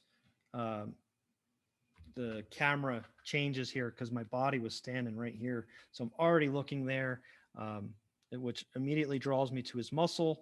And then as he kind of pulls that muscle down and he kind of rotates his wrist here, it's automatically making me look at his face. And the next thing that happens is right there at that face. So I really like this. The only part I don't like about this is if we watch right here, the whole body stopped moving. The left arm pretty much stopped moving. The chest stopped moving. The head stopped moving. The arm, the fist on the one arm and the fist on the other arm are moving for a few frames here. And then we start moving again. So we just want to work on that moving hold a little bit. Make sure that um, this whole big section of the body and upper arm don't come to an absolute and utter stop and then start moving again. They can kind of do a little bit more of a moving hold there. The head kind of does the same thing, click, click, and kind of latches in, and then it starts moving again.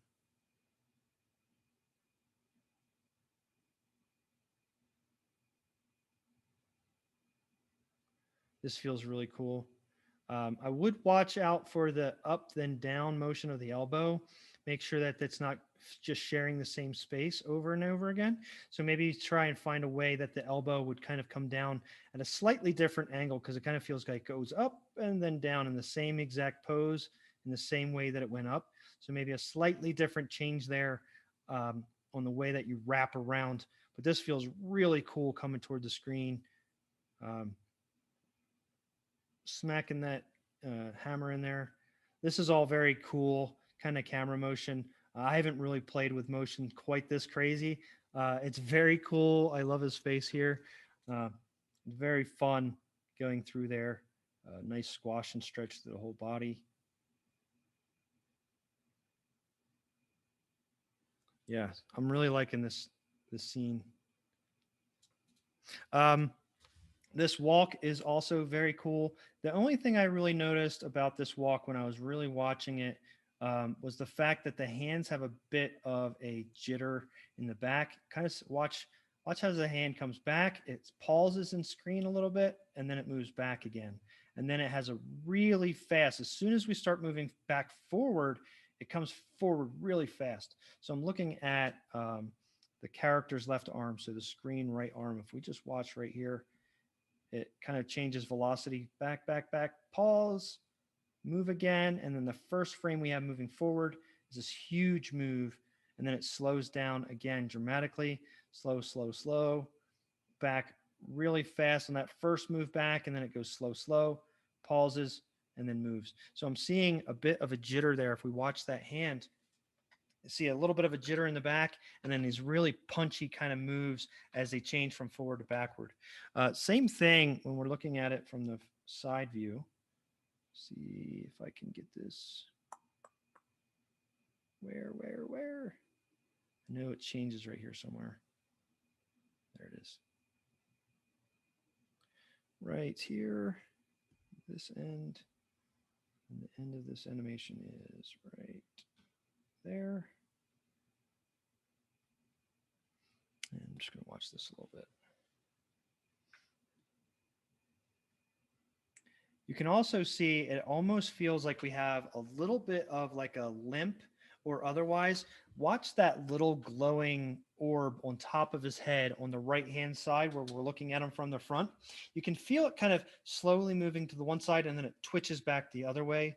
I think that's probably right at your loop of this animation. You want to make sure that you pay attention to the way that your loops come in and out of your looping animation. So if it's moving down at the very end of the animation in your graph editor, when it comes in at the top of the beginning, it should still be moving down. You don't want it to be moving down and then at the very beginning at the next one be moving straight up, and then we have a curve that looks kind of like a V instead of a nice swooping motion in there.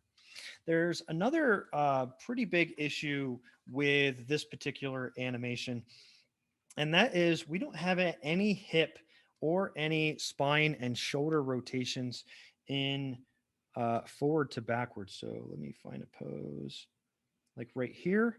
As we can see, this leg is further forward. That hip would be further forward on that side.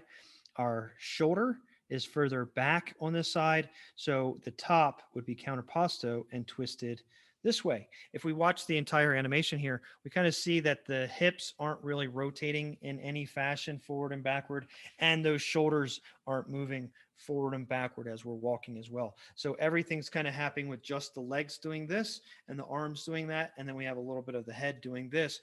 but the rest of the whole center section of the body, other than with a little bit of side to side, it doesn't really feel fleshy because we don't have any twist going on there whatsoever. So I think that's probably the biggest detriment to this animation is the no twist on the body. Our next scene was a lip sync. Um, I don't really have a way for you guys to hear that, but I'm going to play through it myself really quickly, turning the audio back on, turn these off.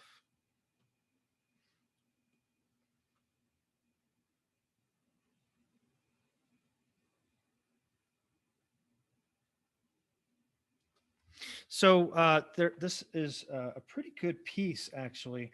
There's just a couple of things that are happening, and I think it's mainly going to be with your transitions from one motion to another.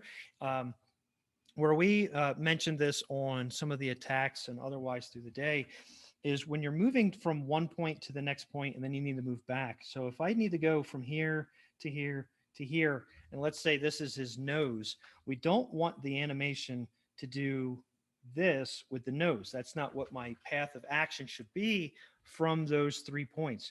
We want the path of action from these 3 points to feel much more like something like this. That was really badly drawn, or really anything along those lines. Maybe it kind of swoops like this, but it's going to be moving in these nice arcs. Now, this entire animation has a lot of these points where it feels like, he moves one direction and when he changes back, it's over this really sharp point. Um, if we think about the human body, I'm a 200-pound man. So if I split that up into different sections of my body, my arm might be something like 15, 20 pounds, something like that. That's not a small amount of weight. Even if I move it out and back like this, it looks like I hit a wall and move straight back. But what's actually happening as I get there is I'm having a little bit of overlap. I'm coming back this way. The other thing that's happening when I'm doing this very, very quickly is I might also be getting there, twisting a little bit and coming back. Um, and then lastly, if we're looking at it from the front, is I probably am doing a little bit of something like this, where I have a little bit of a side to side change as well. And it's not just straight out, straight back. Most things, especially living things in the real world, have some level of arc to them at all times when they're moving. So even when you come back and then go back forward, if I watched my nose, I'm not going to be coming back and moving forward in that same realm. I didn't go like this and then back, right? So if I watched it, that's a very sharp point. Human body doesn't really move like that. We move more like this. So if I watched it, I would have this big loop instead of something where it comes back and then straight. We don't have times where we really hit a point and turn back straight on itself unless we're hitting something like a wall or the floor or something else along those lines. As I watch this animation, I'm seeing a lot of moments where it feels like he kind of hits a wall and then changes direction. And if we just smooth that out a little bit, maybe tone down some of those motions as well, this would actually feel a lot smoother and a lot nicer. Just try to watch and see if you can see those moments where he's kind of moving in a very sharp manner from one pose to the other versus kind of changing through them. Oh, it's playing kind of poorly right now. Let me let that reload. Try again.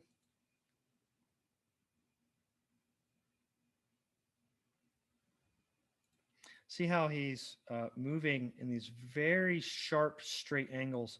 Let's take this instance right here where he kind of moves his head back and then it comes forward. Back, back, back, back, back, straight back, straight back, straight back. And then he kind of goes straight back forward. So if I watch, I'm going to watch this point right here on it. Whoops, that's not a good color. You guys can see. Let's do that in green.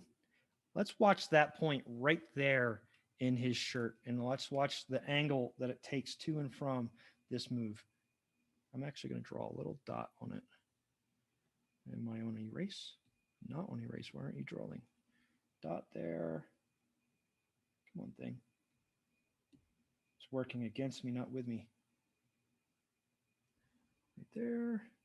With so many keys, and I'm trying to get it with this little tiny thing, it's so hard to get to the exact key that you want to draw on. Any slight motion will change the key to there. there, there,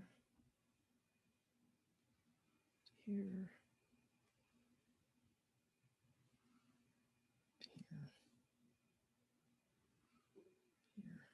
Hopefully I didn't do this too long or too short.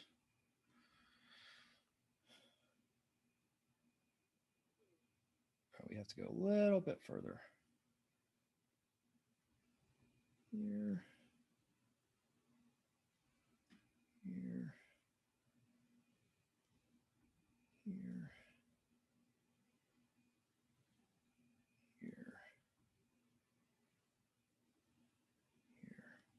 So now if I turn on ghosting really quick, let's turn this up a little bit.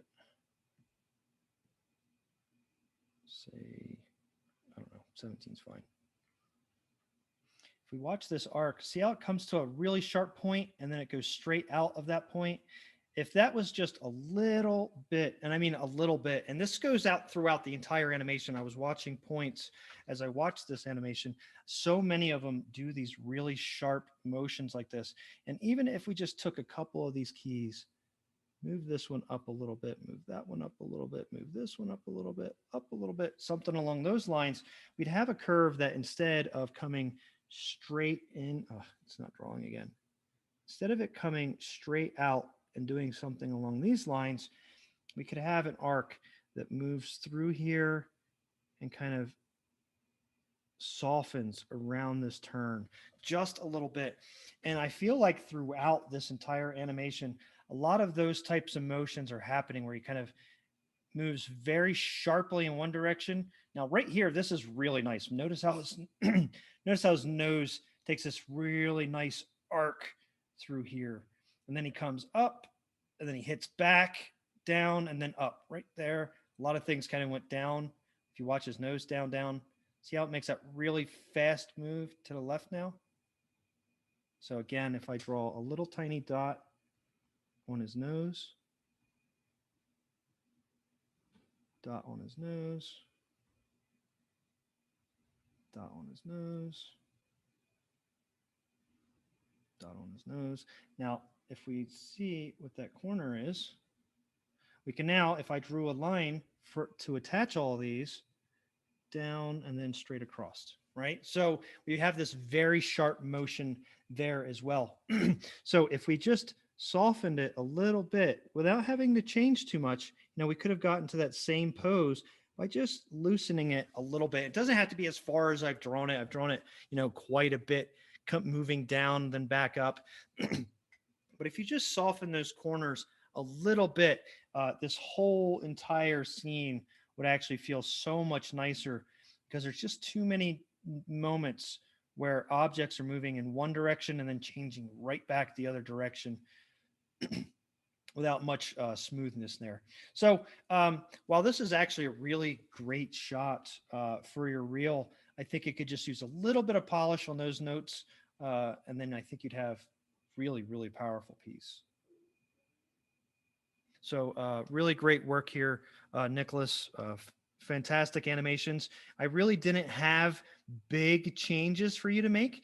I think that you've got so much going right here. There's just a few things that we could do to just really level up this entire reel. Honestly, with how long your reel is, and how great this shot is, how great this shot is, how great this shot is, and how great this shot is, I'd say that this one here, one, it's a really stark difference from everything else as far as we've got a grayish blue background, we have a grayish blue background, we have a grayish blue background, we have a black background with a bright blue center and yellow, back to a gray and bluish background. So it's a very stark change, which really brings my attention to it. But in this particular case, this stark change going from, everything feels like it's smoothly moving together to all of a sudden this scene and then going back into something that kind of feels like it goes with the rest of your reel. That not only is this one not really flow nicely with the rest of your reel, it also is probably your weakest animation on the reel. So when I'm looking at this, it's popping up first and foremost. So it's bringing a lot of attention to it. And then I'm getting all of the attention. Well, it's probably the weakest shot in your reel. Now, I see that you probably wanted to have some level of loop or something like that in here, which is really important if you're going to be working in games to have stuff like animation loops. Um, so if that's what you really want to have in there, I would probably replace this one. And I'd also would probably, since the whole rest of your reel has the same exact backdrop, I would probably include one that has that same backdrop as well, so that we don't have this big stark change all of a sudden and then go right back to where we were. Um, though that's probably all that I really have for you. You got some really great pieces in here. I would probably, sadly enough as it is, I would probably cut this from my reel. Um, if you think about a whole bunch of people running together, and you start at the same point together and you end at the same point together, what you're worried about the most is the person who's going the slowest, right? This person's dragging down the time of everybody else getting to this other line at the same time. So if we have this one thing dragging us down, it's going to make the rest of it not matter as much. So if we're trying to get the fastest time from one spot to the next spot, and then we have this one straggler coming back, it's going to drag down the time of everybody, right? Because the time doesn't stop until that last guy gets there. So it drug everything back a little bit. So while this isn't a race, it's kind of doing that same thing. Everything's lifting us up and showing us this really great animation. And then we have a quick start change, and then it's kind of been dropped down a bit with this animation, and then we go back up to a really nice animation afterwards. Given that this is already a pretty long animation reel, I would probably cut that one out of the center and leave your strongest pieces to do the most of the talking. So really great work there, Nicholas. We do have another mentor coming in 4 minutes. I would like to give myself a very quick little break before we move into our next person. So I'm going to take a really quick break, get them in and ready to go for our next session, and then we will be back in hopefully about 4 minutes. So I will see you guys in a very short amount of time. If I can now figure out how to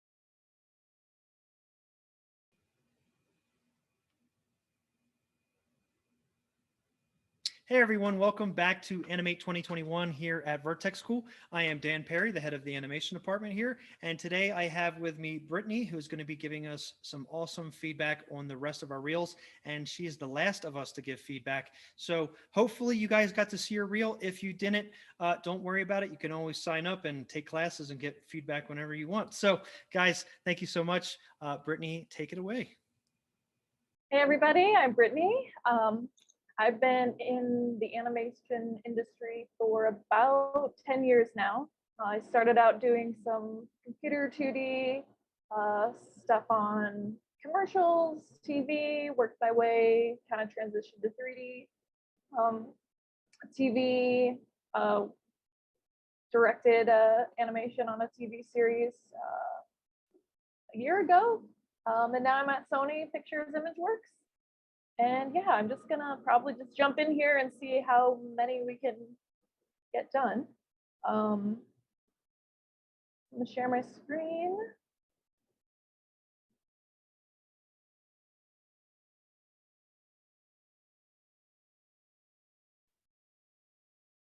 And you can see this. This is working.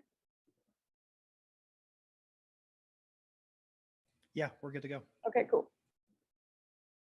All right, so I'm gonna display this and then I'll go back through it and get some notes.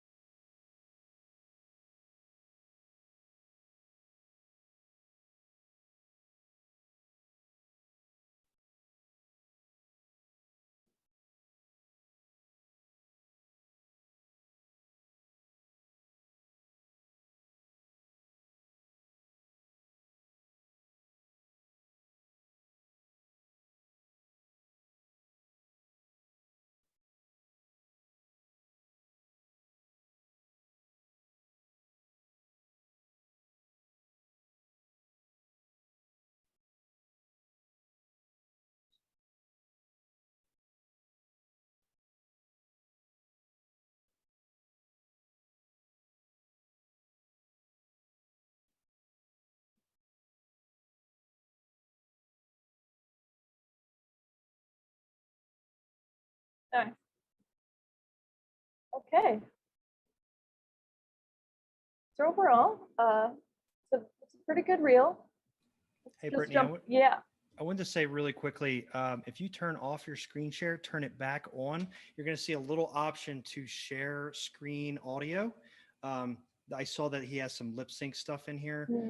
You'll see a little checkbox at the bottom of that screen share. Will say share screen audio or something like that. If you turn that on, they'll be able to hear the audio as well. And then you can also just mute the audio if you'd like to in the bottom of Sync Sketch. You'll see that little speaker down there. Okay, so you can hear this then. Yep. Okay, perfect. Okay, so let's see. First thing, title screen looks great, simple, clear. It's on there for, yeah, just enough to read it, which is nice. I'm just gonna mark this for Sean.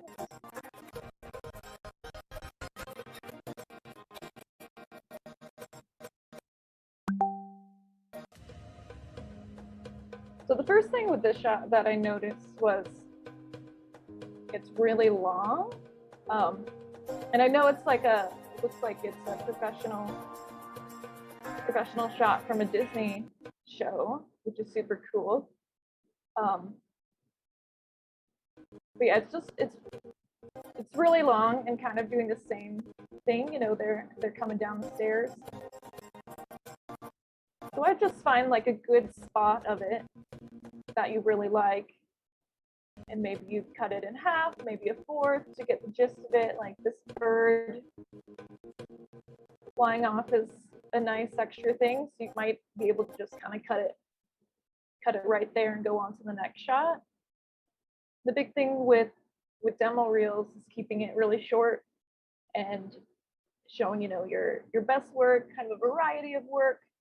So if there's anything where you're watching it and it feels a little long, or if something's repetitive, if there's any way you can, kind of trim it down, that would be the best thing. And it's hard when it's your own stuff to, when I first, cut a reel together, it's so long, I want to show all this stuff, and it's really hard to look at my own stuff and be like, what do I really need to show in there? So, showing someone else is really helpful too, because they'll see things that, you don't. So that's really helpful to show other people. That was the biggest thing that stood out, like big picture with that. Another thing that was like a bigger picture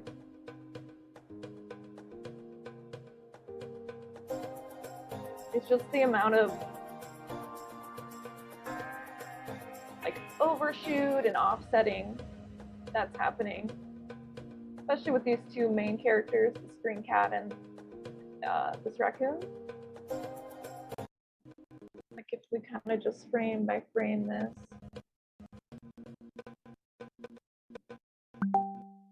And I know they're probably doing, they're doing this cool dance thing down whatever moment is happening in this show. So they're probably, they need to be twinning in a way as they come down.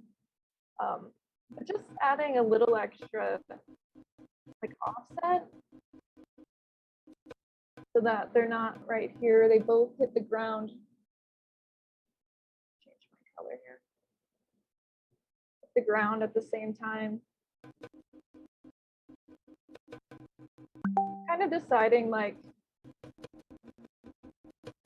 who's maybe weighs more, who would have like a harder step down, who would have like a lighter step down. Things like that will help you decide like who would be landing first, even though it's probably only gonna happen a difference of 2 to 6 frames maybe. But even that little slight difference is gonna make a big difference, when people are watching it, especially the recruiters at studios.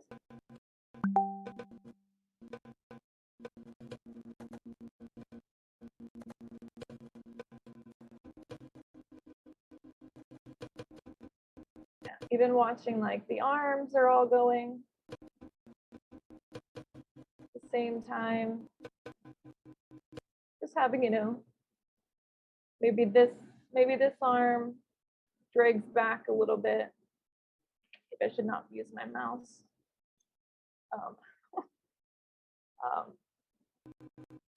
Maybe because this arm is holding this candy cane, it's a little bit heavier than this cat arm. So this cat arm can swing around sooner, just a little bit, than this raccoon's arm.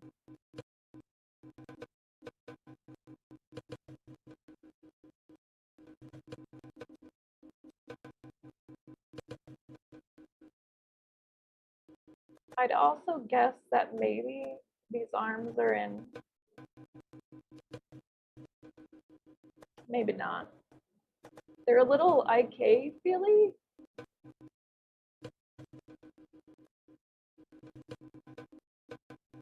So I would just watch that everything's kind of connected.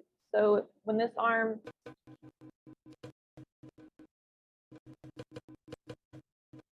kind of comes in, you have the chest like rotating, which is nice. But again, everything's kind of going at the same time. So we have the heads going and then the chest all at the same time. So as that hand's coming in,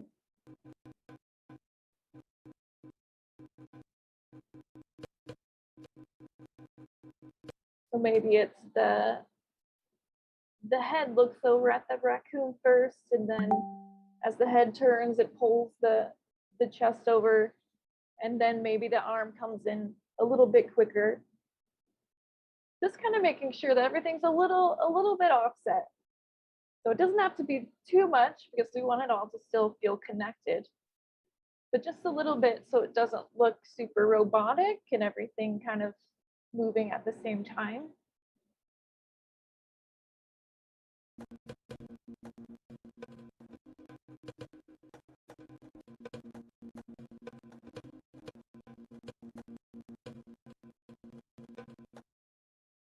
And then once you like get the main poses and everything going on, make sure you watch like all of your arcs.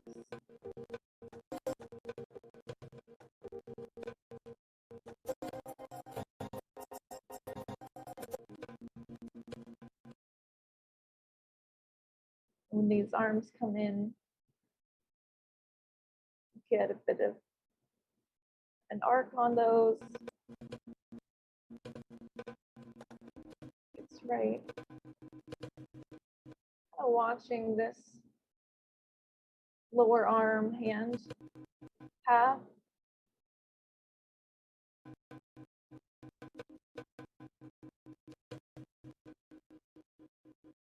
And get like a cleaner arc on that. Watching that elbow.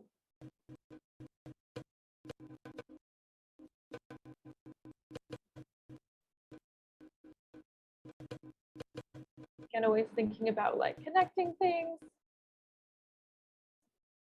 I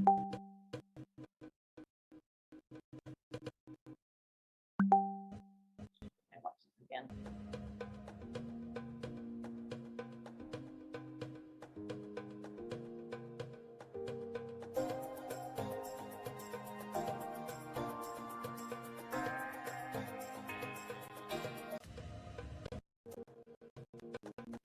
Try to zoom back out on the big picture again. I don't want to get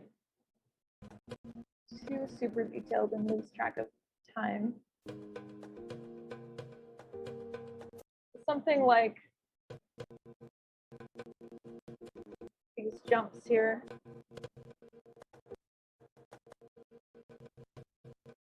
You have the anticipation going down, which is nice.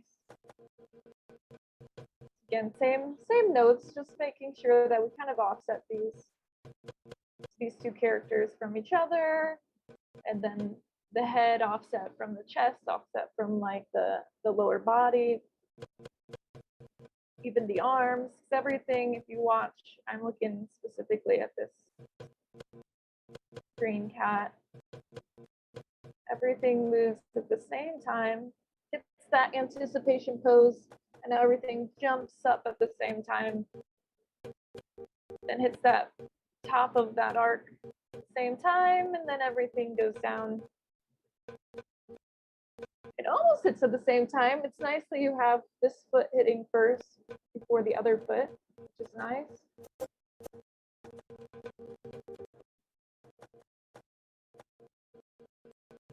So overall, like with all of these characters,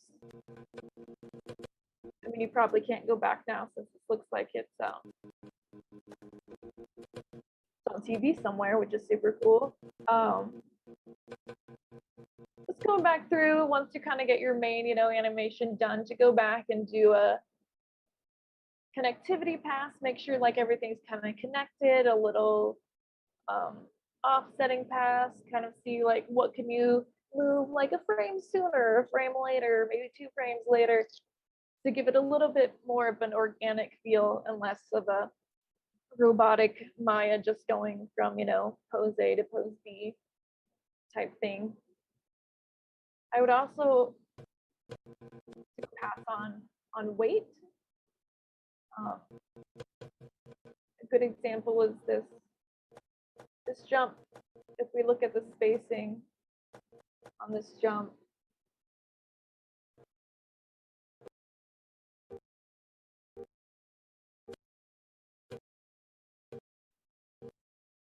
do this fast.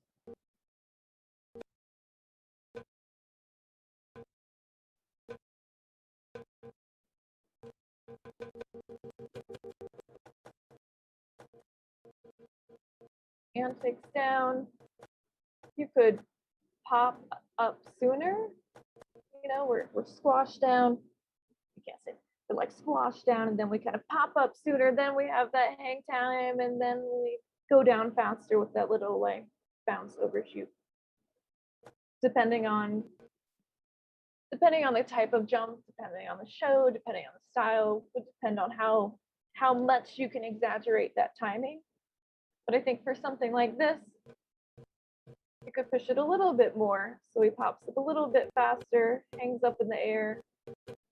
Then maybe these feet, woo, I can draw real well. Maybe these feet start coming down sooner. Maybe this one's still dragging behind.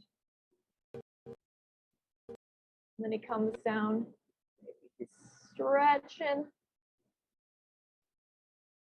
That head's still up here. This foot's about to fall down. This one, kind of like you have it, still up a little higher. And then once this foot hits the ground, you can start, like, continue that momentum. So it doesn't, like, his body doesn't naturally just slow down because he's like, oh, I gotta stop, so I'm gonna slow down. But like gravity doesn't work that way. So we're gonna hang time, and then as gravity takes over, we're just gonna keep going. We're just gonna keep falling faster, faster, faster until we like hit something. So we hit that ground. So this, looking at the bottom of this lower body cog, if you will, the bouncing ball of the lower body. Once he hits, you can start, going even farther. That might be too much, but, and then easing in and then coming back up.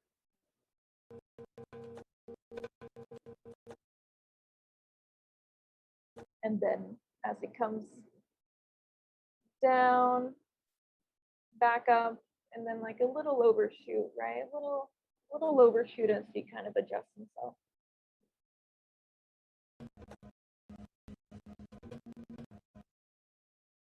So the same idea for the raccoon.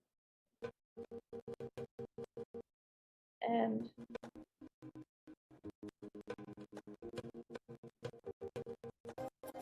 yeah, even looking at these guys.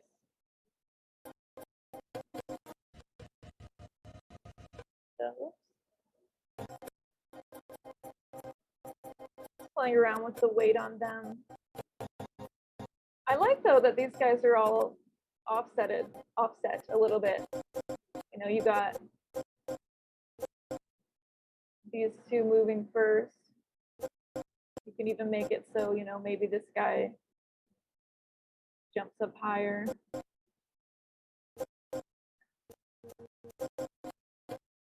it's nice of like this girl's last to get up there, but they still hang, they're still hanging in the air because they're doing like their synchronized little dance. So they're there at the same time in general. And then when they come down, she's still good because she's a little delayed, but all three of these, come down at the same time. So just being mindful of everything never starts and stops at the same time. Whether that's, the body, the arm, the head, everything is just slightly a little bit offset from one another.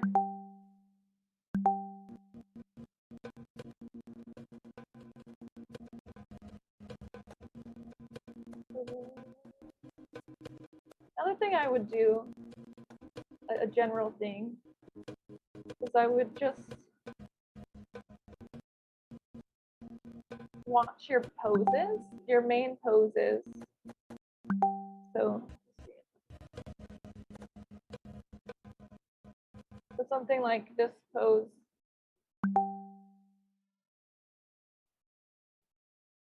This guy. He looks very just straight to the camera. Everything is pretty square to the camera. So if there's any way that, he's looking over.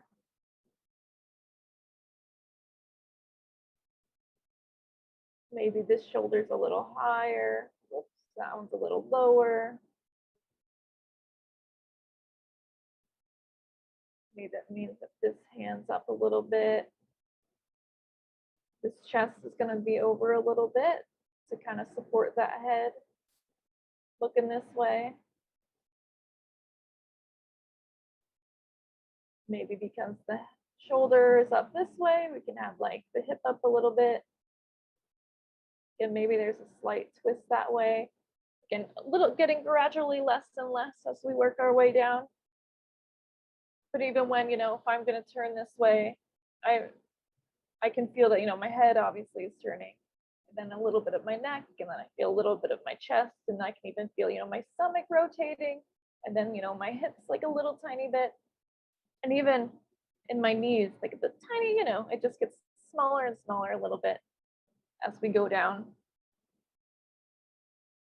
Being mindful of making sure poses are asymmetrical, never like straight to camera. If you could find some more appealing, kind of more unique way of, even just standing there, doing nothing is great. And then a pose like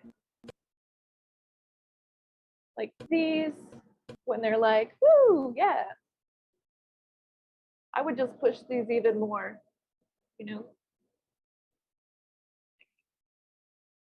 We're kind of losing this guy's eye a bit. Even this eye over here, kind of rotate the head. So we still see a little bit of it, but they can still be, looking up. Maybe we push that even more. Maybe this hand's coming up. Maybe this arm is here.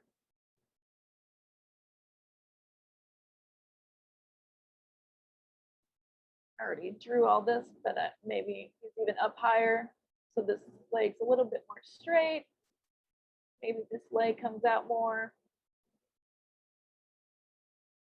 Maybe this leg is still bent, but he's really kicking it out.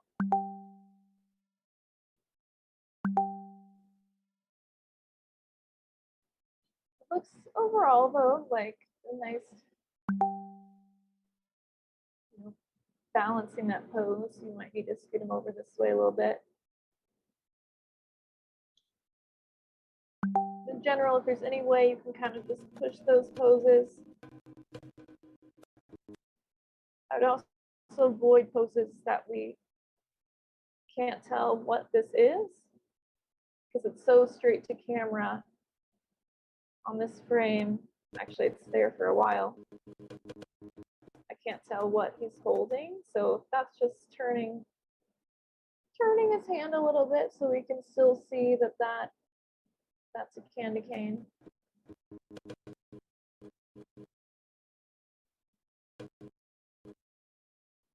I'd also be aware of all of the negative space on poses.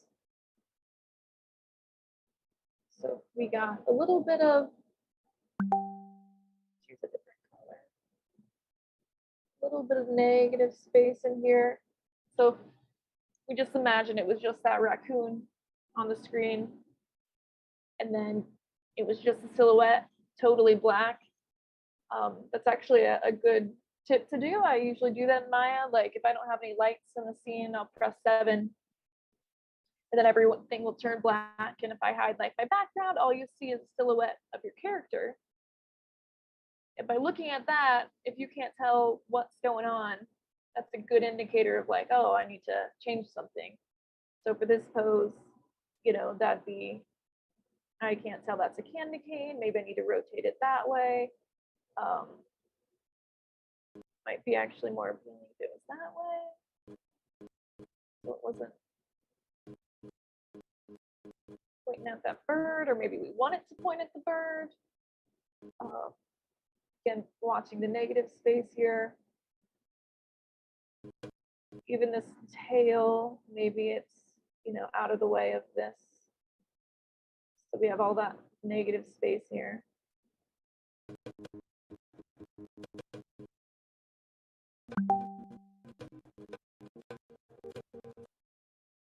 Yeah, that's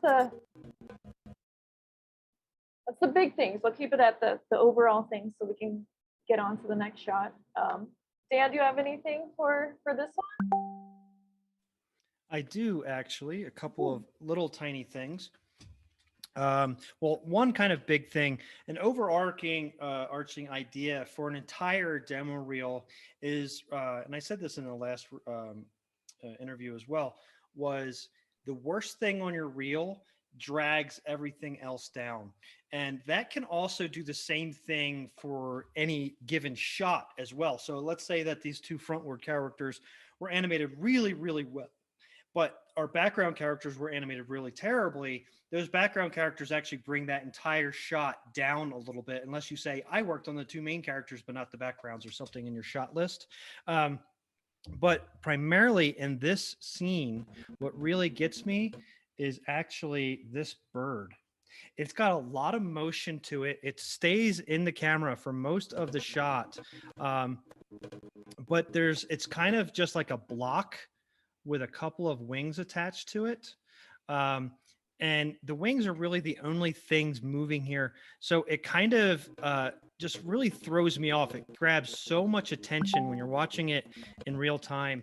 That bird demands so much attention due to those wings flapping. And it's probably the weakest thing in the shot.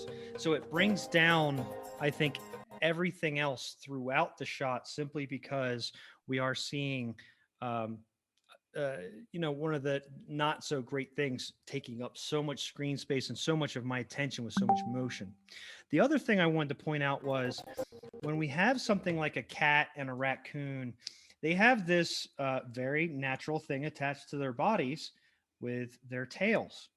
And if anybody's ever had a pet, they realize how much a tail is a part of their character and who they are and what they are. And it demands so much attention. Like I've had a couple of cats. My wife and I had an 18 and 19-year-old cat.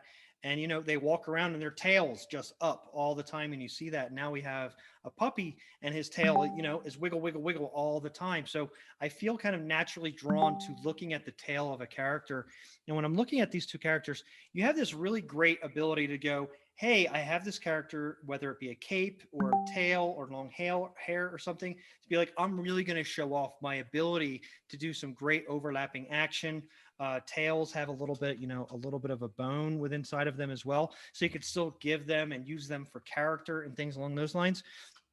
But as I watched through this scene, I noticed that the tails are kind of used more or less to get out of the way more than anything. And I don't really see any overlapping action happening on them. And the overlapping action I do see that, that would feel really nice would be like this jump, but it's actually kind of broken in the way that the overlap is working here. So for me, it's drawn, like I'm drawn to the tails, and then when I'm looking at the tails, there again, it's kind of bringing down the rest of the character for me because they're not moving in a way that I would expect a tail to move. Like here, the tail's actually leading on the cat. If you watch the cat, it gets around to that side, like pretty much the same time the cat does. So it kind of leads there, and then when it falls here, I would expect some level of follow through in this way, but instead it all kind of acts as one big piece as it comes down right here. So that kind of grabbed my attention a few times, and the bird was a huge attention grabber. And now Brittany did bring this up, and it's twinning, and I really see twinning in three different ways. First off being, a twinned pose where it's, symmetrical on one side of the body versus the other side of the body. Then you have twinned timing, which is they got to the same point at the same exact time. The third one for me is when a whole character is timed with a whole other character. And in this particular scene, you actually have all three happening at the same time on both of these characters. As Brittany had mentioned, split up one character from landing a little bit earlier than the other character. Even though if you watch professional synchronized dancers and they're all dancing next to each other and they're hitting the same exact poses, if you watched it frame by frame, they're not going to hit at the same exact moment. That's the thing with computers is we're developing something with exact moments because we have exact frames. In real life, everything just kind of fluidly moves. There's nothing that we're designed to stick to. So when one person goes like this, the other one's not hitting at that same moment. It might be 2, might be 6, might even be 10 frames later than the other one. And it's that slight difference, even though it's still going to be synchronized. We're talking about sub seconds, right? If they're that close, it's still going to feel synchronized without it having to be on the exact same frame. So, but the thing that we have going on with these two characters, especially right here, is they're hitting the same pose at the same time, and then so it's two characters twinned in posing and two characters twinned in timing. So it just shows off, I would say, triply bad at that particular moment with timing, because it's all three of the instances of bad timing that I'm seeing happening all at one time. So that was my major takeaways from this particular scene. Thank you. Okay, let's see.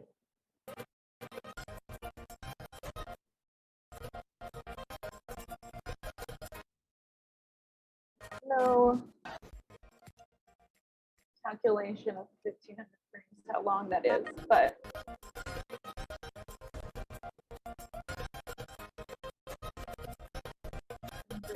here.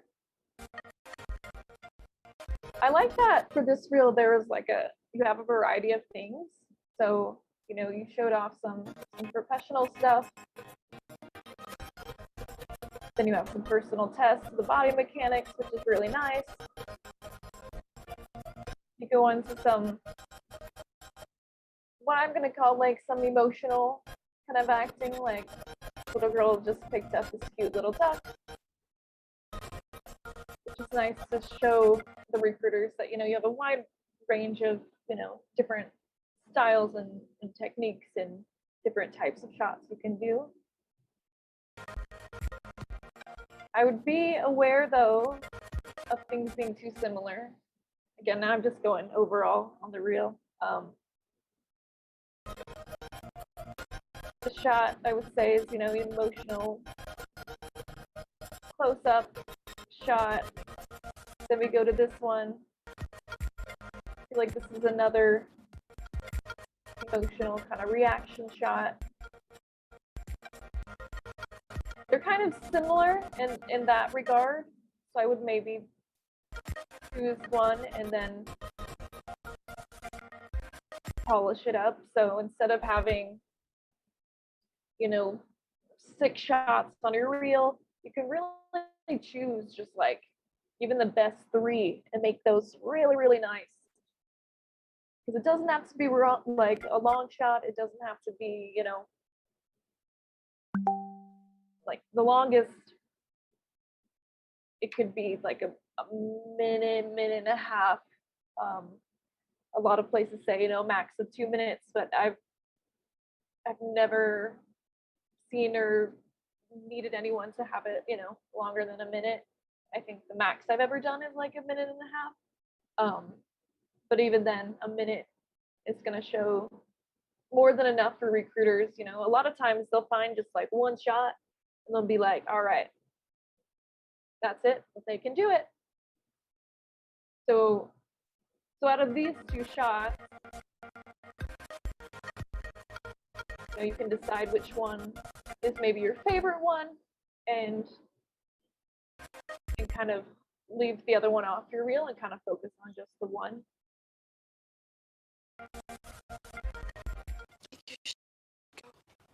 Then we got another emotional dialogue, which is nice to have some dialogue.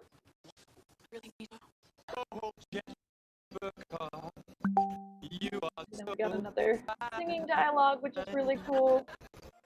A little funny expression at the end. This is the shot that I actually liked the best when I was just watching it for the first time. That's the one where I was like, oh, that's nice. So I would even put this one first. A lot of times, it's nice to show that you have like professional work, but sometimes your professional work isn't your best work. Like I've done a lot of TV and commercial stuff, and that's usually not like the most polished, you know, I can do, because there's not enough time during the, you know, short production schedule to do the polish that you want. So my free time, when I do a personal shot, I can give it more love.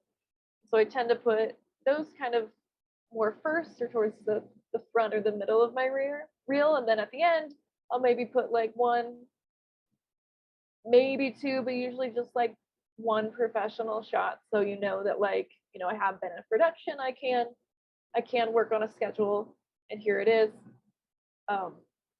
That could even be second to last, and then you can end with your second best shot of your personal work, or even the professional, depending. So out of these two dialogue shots, I would maybe leave out this one of her, just because again, it's kind of an emotional shot, kind of like the one before. You could even just do these last two and then leave out this one and even this one. But this one's a cute one. I like this one. Let's look at this one. Oops.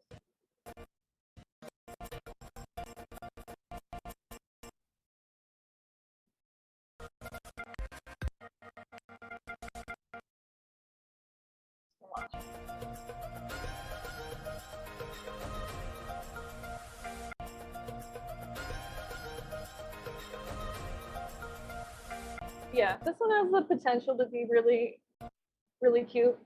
And just gonna start right off the bat, kind of cutting on this action,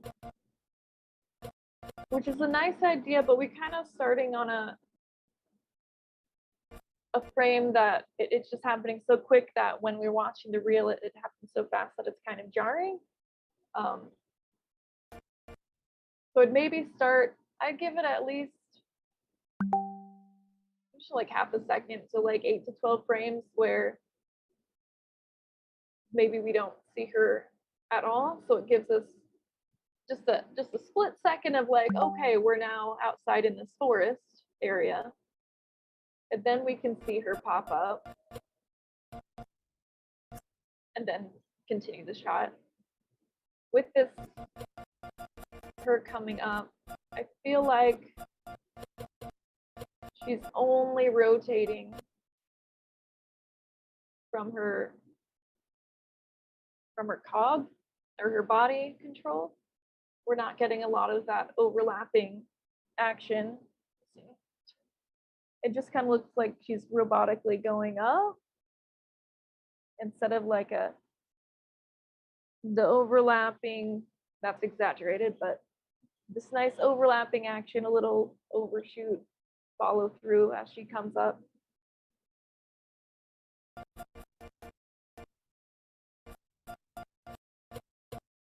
It goes back to that same note of making sure everything's a little offset. We got a little overshoot and dragging going on. I'd also, maybe I'll come back to that.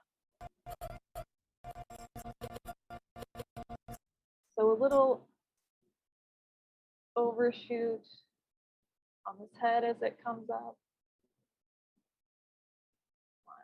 Am I on the eraser here? I can't draw anymore.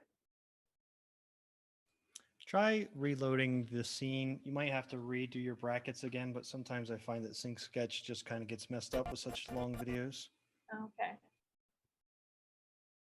No. I'll have to draw because I'm drawing horribly.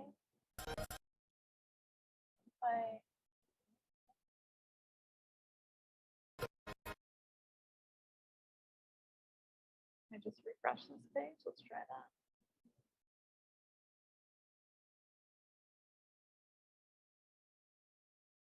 Stand by. There we go. Okay. And we're back. Where was I? What was I even saying?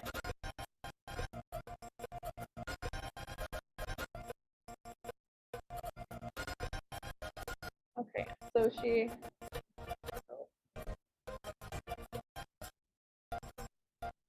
some weird frozen stuff going. Okay, okay.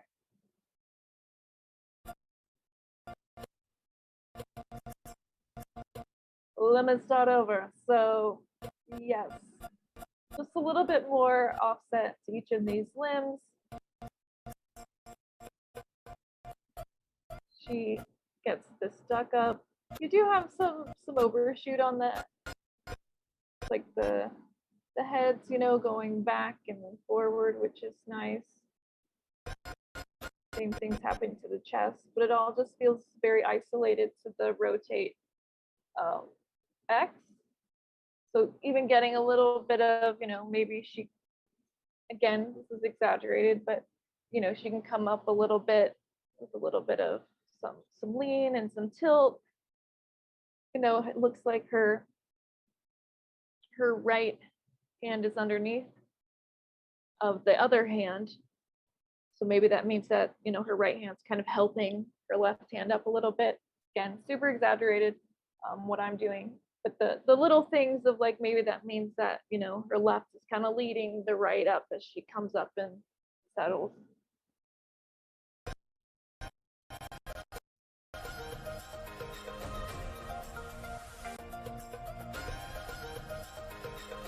Same note with like Dan was saying, everything kind of hitting the same timing. She comes up. I'd actually watch that she's hitting a wall right here, and the shoulder does not move for a few frames, and then it kind of comes down. But everything's coming down at the same time. The chest is coming down, both shoulders are coming down. So maybe, you know, the chest can come down, but those shoulders kind of drag behind. Maybe it's a little, just one frame, one comes down before the next.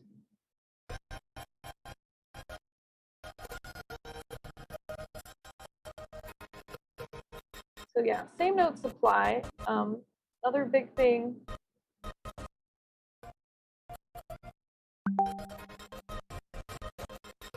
is, I feel like what I'm lacking in this shot, and it could be this really, really cute shot, and it is, but to make it, you know, an even more emotional, cute moment is getting more emotion to her face. Right now, I feel like she's about the same the whole time. But for the end, she gets a little bit more, at least at her mouth, she gets a little bit more smiley. But my question would be, before I go into those details, is why did she pick up this duck? Like, is this duck hurt? Is this duck alone? Is this duck, you know, falling behind with the pack? Is she trying to pick him up and, you know, here, I'll help you, you know, you're falling behind? Or is it like a slow pickup of like, oh, you know, your little foot is hurt, like can I help you, kind of thing. Like, kind of overall thinking why she's picking up this duck would be like what her first expression would be. So in this case, it just kind of feels like she saw this duck and maybe she likes ducks, and so she's just happily picking up the duck. She's happy that she got a little ducky now. So I would try to challenge yourself to think more of the background story, or what this little girl, you know, her likes are. She obviously likes animals. I would never pick up a duck for many reasons. But she obviously likes animals, especially ducks, so she has no problem. She's not afraid. She's just going to pick this up. So, you know, maybe she's a little less smiley at the beginning. Maybe she's a little, you know, a little hesitant. So you can maybe have a closed smile to begin with. I'd also, same with the poses we were talking about before, kind of making them asymmetrical. The same applies to the face. So the smile can be up a little bit higher on this side, maybe a little lower on this side. Same with the eyebrows. Maybe she's a little bit concerned at the start. That is a bad brow line, but this one a little bit higher, kind of making this cone shape to direct the audience's eye of where to look.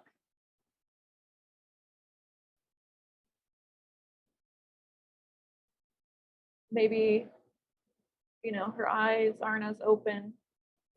Actually, maybe we're totally covering up that iris a little bit, so she's has somewhere to go. You always want to have somewhere to go in your poses, meaning, you know, if I start a little bit closed, my mouth is closed. Later on, when I get more excited in the shot, I can open my mouth wide, my brows can go higher, my eyes can open up. And so there's more of a contrast between pose to pose, which is always nice. So same here. Her mouth could still be closed. Maybe her brows come up a little bit from the previous. These lids can still be closed a little bit. So now that I'm looking at these eyes, be careful that we have white showing here and white showing here. It tends to make characters in 3D especially look like they're crazy. So right here, she's looking a little like, hi ducky. Like, what's she gonna do to this poor duck? So just be mindful that, you know, you can cover up that little bit of an iris there.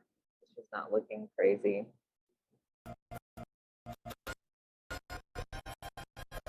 It's nice that you have some eye darts in there. Right. There's. I would add a few more, especially because we're close up. And those eyes, you know, we have so many micro eye darts, you know, we tend to watch the eyes and the mouth and this little triangle thing. So she's looking at this cute little duck. Her eyes are going to be, oh, he's got the cute little big eyes. Oh, look at his little beak. And oh, where's his ears? Like, you know, she's going to be darting quite a bit. Not too much that, you know, you're totally distracted, but a little bit more life into them than what we see here.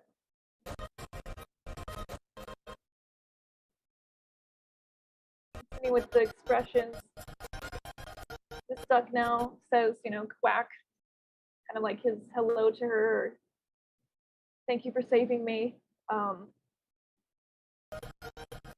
Then we can get another expression change, which looks like you did, which is really nice. Now she's, you know, the mouth corners drop, mouth opens a little bit. Looks like we got a little bit more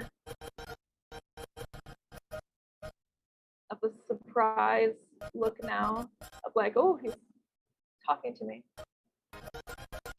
Is what I'm reading from this. Like, she's happy she picked up a duck. Oh my goodness, he's talking. And then this expression at the end after she realizes, like, oh, he's talking, of like, oh, this is like, he's talking, it's so great, it's so cute. So now it's nice that the contrast from the beginning pose to the end pose, we can get that mouth even more smiley and open, you know. Again, offset these eyes so one's higher than the next. Now we can pop up these eyes open. Again, still cover up those a little bit. She's delighted that this duck loves her as much as she loves him.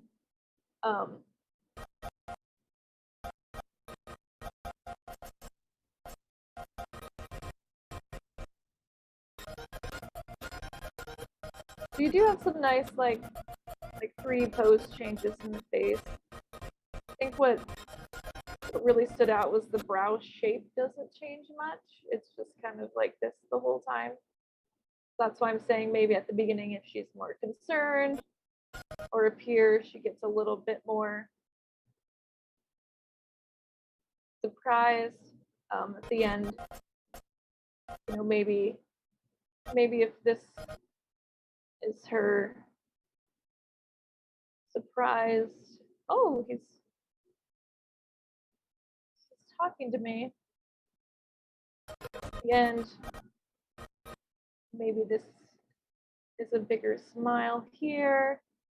Maybe these brows kind of reverse and they push in of a little like a nice happy concern, if you will, like a not a concern, but like one of those happy joyous moments.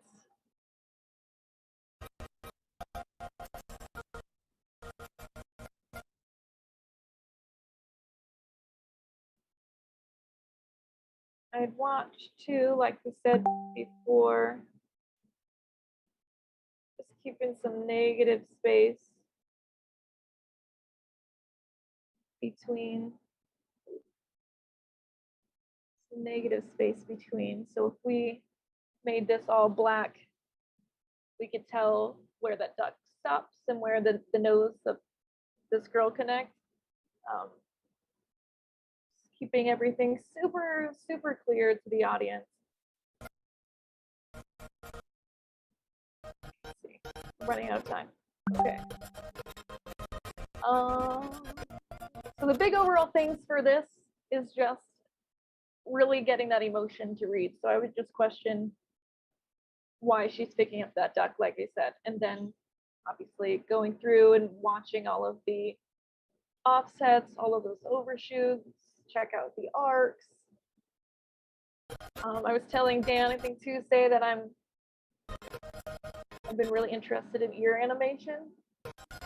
So when I'm looking at this face, when you're adding that extra emotion, you know, her, as she smiles big at the end, the corners come up, these cheeks come up, little upper lids come up, even this whole ear comes up, just a teeny smidge. You know, we got the corner of the nose will come up, you know, even the nose itself comes up a little bit. Everything's gonna, you know, again, same like the body, how the lower body's connected to the chest and the shoulders, and it goes down, you know, to the elbow and the wrists and to the fingers. All of it happens if you think of just the face itself, you know, as a character. If I move my mouth, it's gonna move my cheeks and my eyes and my ears a little bit. And if I close my eyes, the little crease of my, I don't know what you call that, but the crease of your eye socket's gonna come down and your brows come down.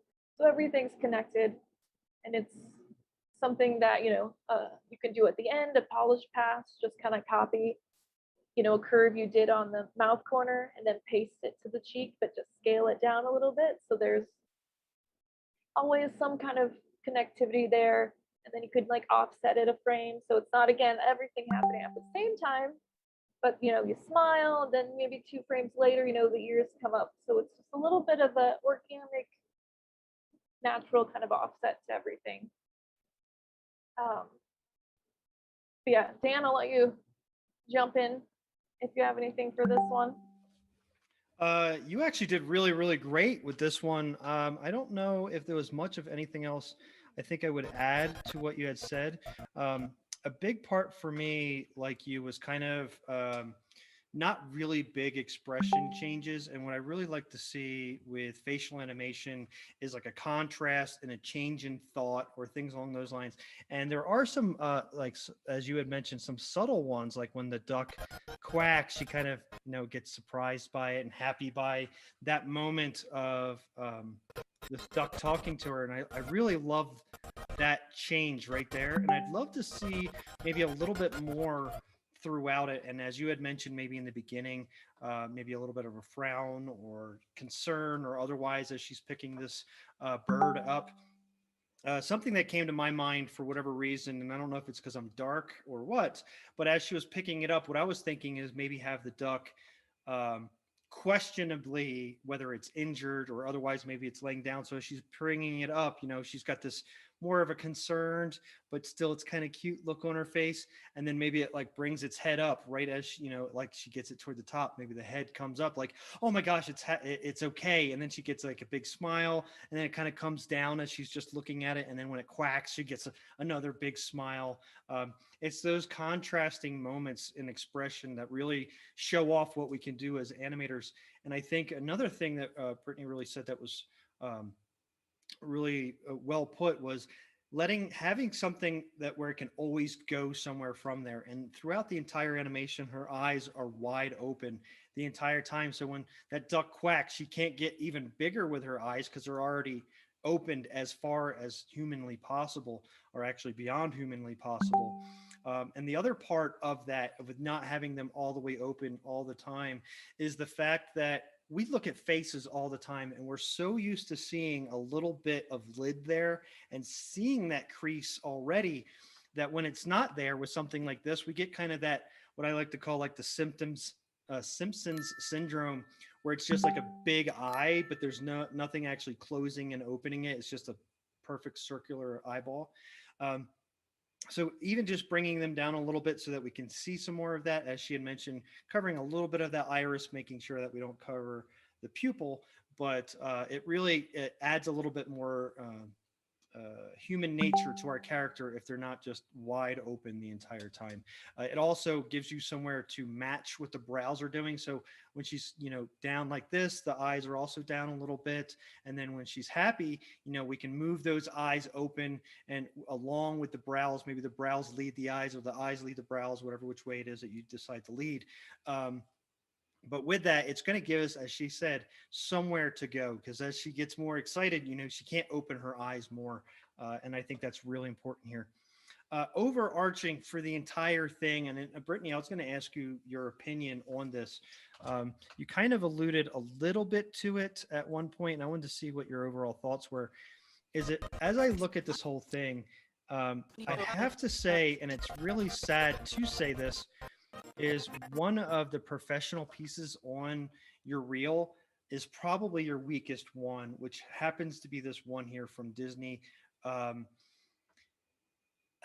My question to you would be, I think that this particular piece is quite a bit lower in quality level than the whole rest of the reel. I certainly wouldn't open with this piece because there's much stronger pieces. And if I was watching this, especially with this first shot being so long, I may have turned it off before I even got to see, a lot of those more talented looking shots. My question to you, Brittany, would be, would you remove this shot entirely from the reel given what the other pieces show? But it's also one of, I think, 2 professional pieces on the entire reel. So I wanted to see what your thoughts were there. Obviously, you want to show, hey, I've done this in a working environment. I know what I'm doing inside of a studio.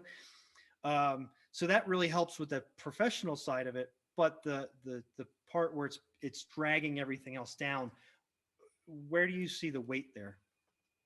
Yeah, no, I would agree. I'd almost, like I said, even having just 3 things in there is usually good enough.